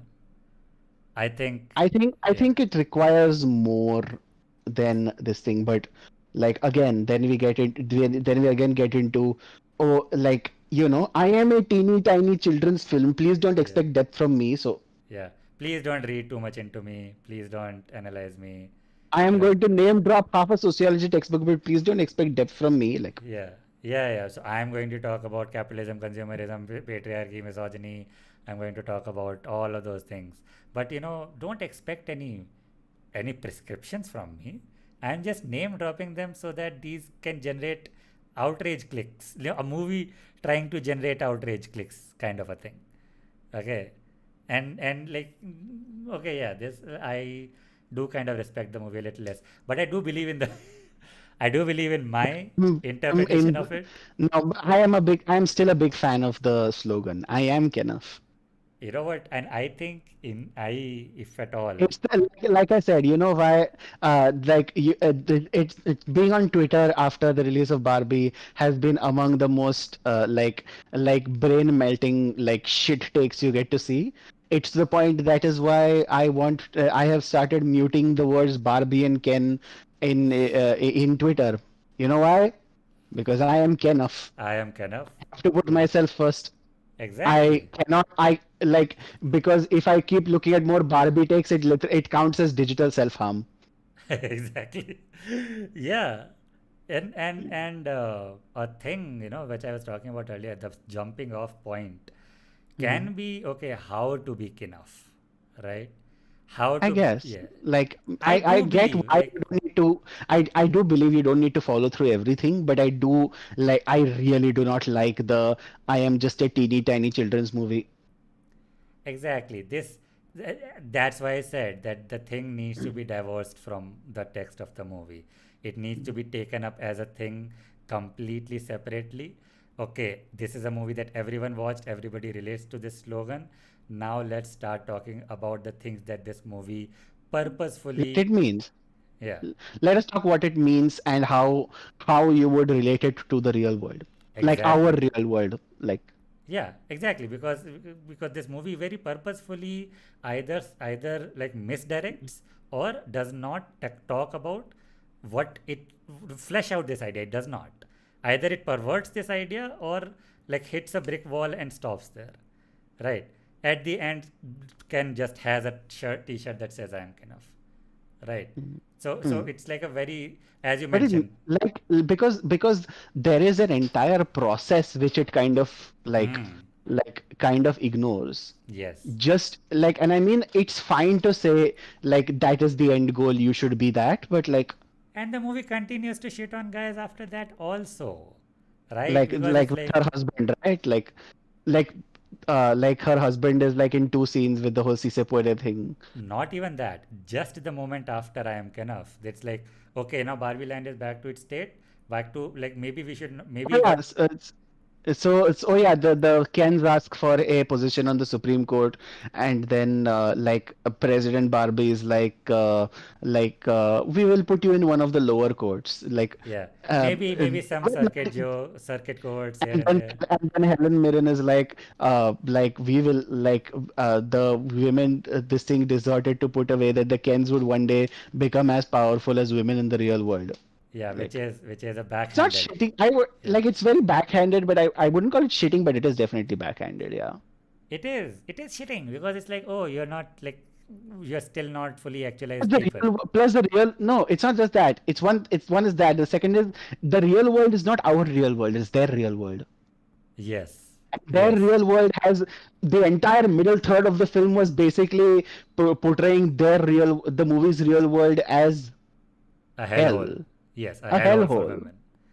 Yeah, and Like, and I mean that's fine, but like then but that does make it does come make this thing come across as much more like backhanded, hmm, you know? yeah. It is, yeah, it is like, it expects guys to like accept flagellation. That's not a good attitude to have. You should not be repentant. If you're trying to come out of some misogynistic belief systems, trying to better yourself as a person, become more, attractive, appealing to Mhm. to women, if you're into women, a Mhm. good attitude to have is not self-flagellation. It is to not be repentant. Okay, that's the worst thing that you I mean, can do. I mean, you should be repentant if you have done bad things. I mean, But one of the things that a lot of like left-leaning guys like really often this thing it's a thing that often happens. It happened with me. I expect it's happened with you as well. mhm. Is the when you like read up about like the patriarchy and things like that, and you feel like shitty for being a man. Yes, that's exactly what I'm talking about. Yeah. and and I mean, it's beyond it being harmful to you, Hmm. it's just not helpful in general. Hmm. And I think if that is the meaning that we all can take from I am Kenneth, I do not need to like this, I guess. Like, yeah, that I get what you mean when you say you have to kind of divorce the phrase from its context in the movie. Yeah, Yeah. Yeah. because it's a great phrase. It's just, you know, Yeah. The movie is like, yeah. So I think we got to around 1.5 hours for Oppenheimer and 2 full hours. two full hours for Barbie. Yep. I mean, it For what warrants it's that. worth, for what it's worth, these are good movies. Yep. Like there is a lot we haven't even discussed. I think Barbie we discussed much more exhaustively. Oppenheimer we didn't discuss in as much detail, which is fine. It's fine. Like because it doesn't Oppenheimer, deserve. you know what? First of all, the people who were not able to afford Oppenheimer and really wanted to watch are the kind of people who would even take the things that we have said about the movie to be spoilers. The fact that there are historical figures in it, which historical figures are in it, that is also spoilers for them. Okay, so it's fine. I don't care. Fuck spoilers. Like Barbie is a let's not go into Barbie, but Oppenheimer is a historical fiction. It's not like you open like a history book and like, oh no, I can't read this. It's spoilers. What if they make a movie tomorrow about this? Yeah, Like, yeah. Will they make a bomb or not? I mean, come on. Uh, no, it's even better. The part where it's suspense because Teller gets the calculations wrong and then he finds and everybody is worried about atmospheric in Ignition. Oh yeah. atmospheric ignition. Does Spoiler alert, we can look around and realize that the atmosphere did not in fact ignite. yeah. Yeah, I mean, so the most of the experience of Oppenheimer is unspoilable. It is a movie to be experienced. I would freely say Yeah, that. Yeah. and yeah, and like Oppenheimer is very much a technical marvel. Yep. It's beautifully made. It's excellently written. It's not an art movie Yeah. in the typical sense, Yeah. but it is very much it's a very very enjoyable movie Yeah. in And ways that you can have people disparaging about it because of course there are contrarians who are like, oh, they did not talk about science that much, they just ignored the science. Or what the hell are you or talking even more, about? the typical like Oppenheimer has of course been the second most garbage, worthless dog shit topic on Twitter Huh. because of people talking about, oh, why Why? did Nolan not talk about the Japanese? Why did Yeah, Nolan not talk about, why is like, there not do a you single want to shot get, of Japanese people in the movie? What the fuck? Who like, cares? do you want to get into that, buddy? Do you No. really want to get into that? Do you want to get into like Unit 3731? Do you want to get into like, Yeah, Japanese, like, just Japan war crimes, okay? And you will lose the will to live, okay? This and is with Barbie, I guess there is only one thing I guess I can say. It's a quote from Amya Srinivasan's a somewhat controversially titled book, The Right to Sex. It's Mhm, not an incel book, but like, it's uh, mhm, let's not get into it. mhm. The quote is, "There will still be heartbreak in utopia," Yes, that is so and beautiful. That's a very, okay. very good point to end the stream. Uh, So yeah, we spent, I don't know how much NK spent. I spent 260 rupees on Barbie, 1,100 rupees on Oppenheimer, 540 rupees on popcorn once, because I did not buy it for Barbie because the movie is shorter, so I Short could get enough. through it. Yeah. And about 100 rupees for parking, and I also got very wet Mm. because I got stuck in traffic, and the movie time was the exact time I got stuck in traffic, and there was like traffic jams all three ways. So it's raining, and I am sitting on a fucking scooter, and I am like just 100 rupees parking for scooter, by the way. no, it 2 days, not Oh, so okay, like, okay. so 40 rupees for Combined. scooter Okay. and 60 Hmm. rupees for car. So Yeah, because yeah. the second it was raining again and I didn't want to get wet again, so I took Hmm. the car for once. So, uh, Nice. but yeah, the things we do for content. Yeah. So if you enjoyed this, our takes, like, share, and subscribe. Yes, please. Yeah. And to the zero people watching, have a good night, next morning, whatever. We will be uploading a bunch of clips of this. I am very, yeah, look out for that. But yeah, good night. Thank you and good night. Yes.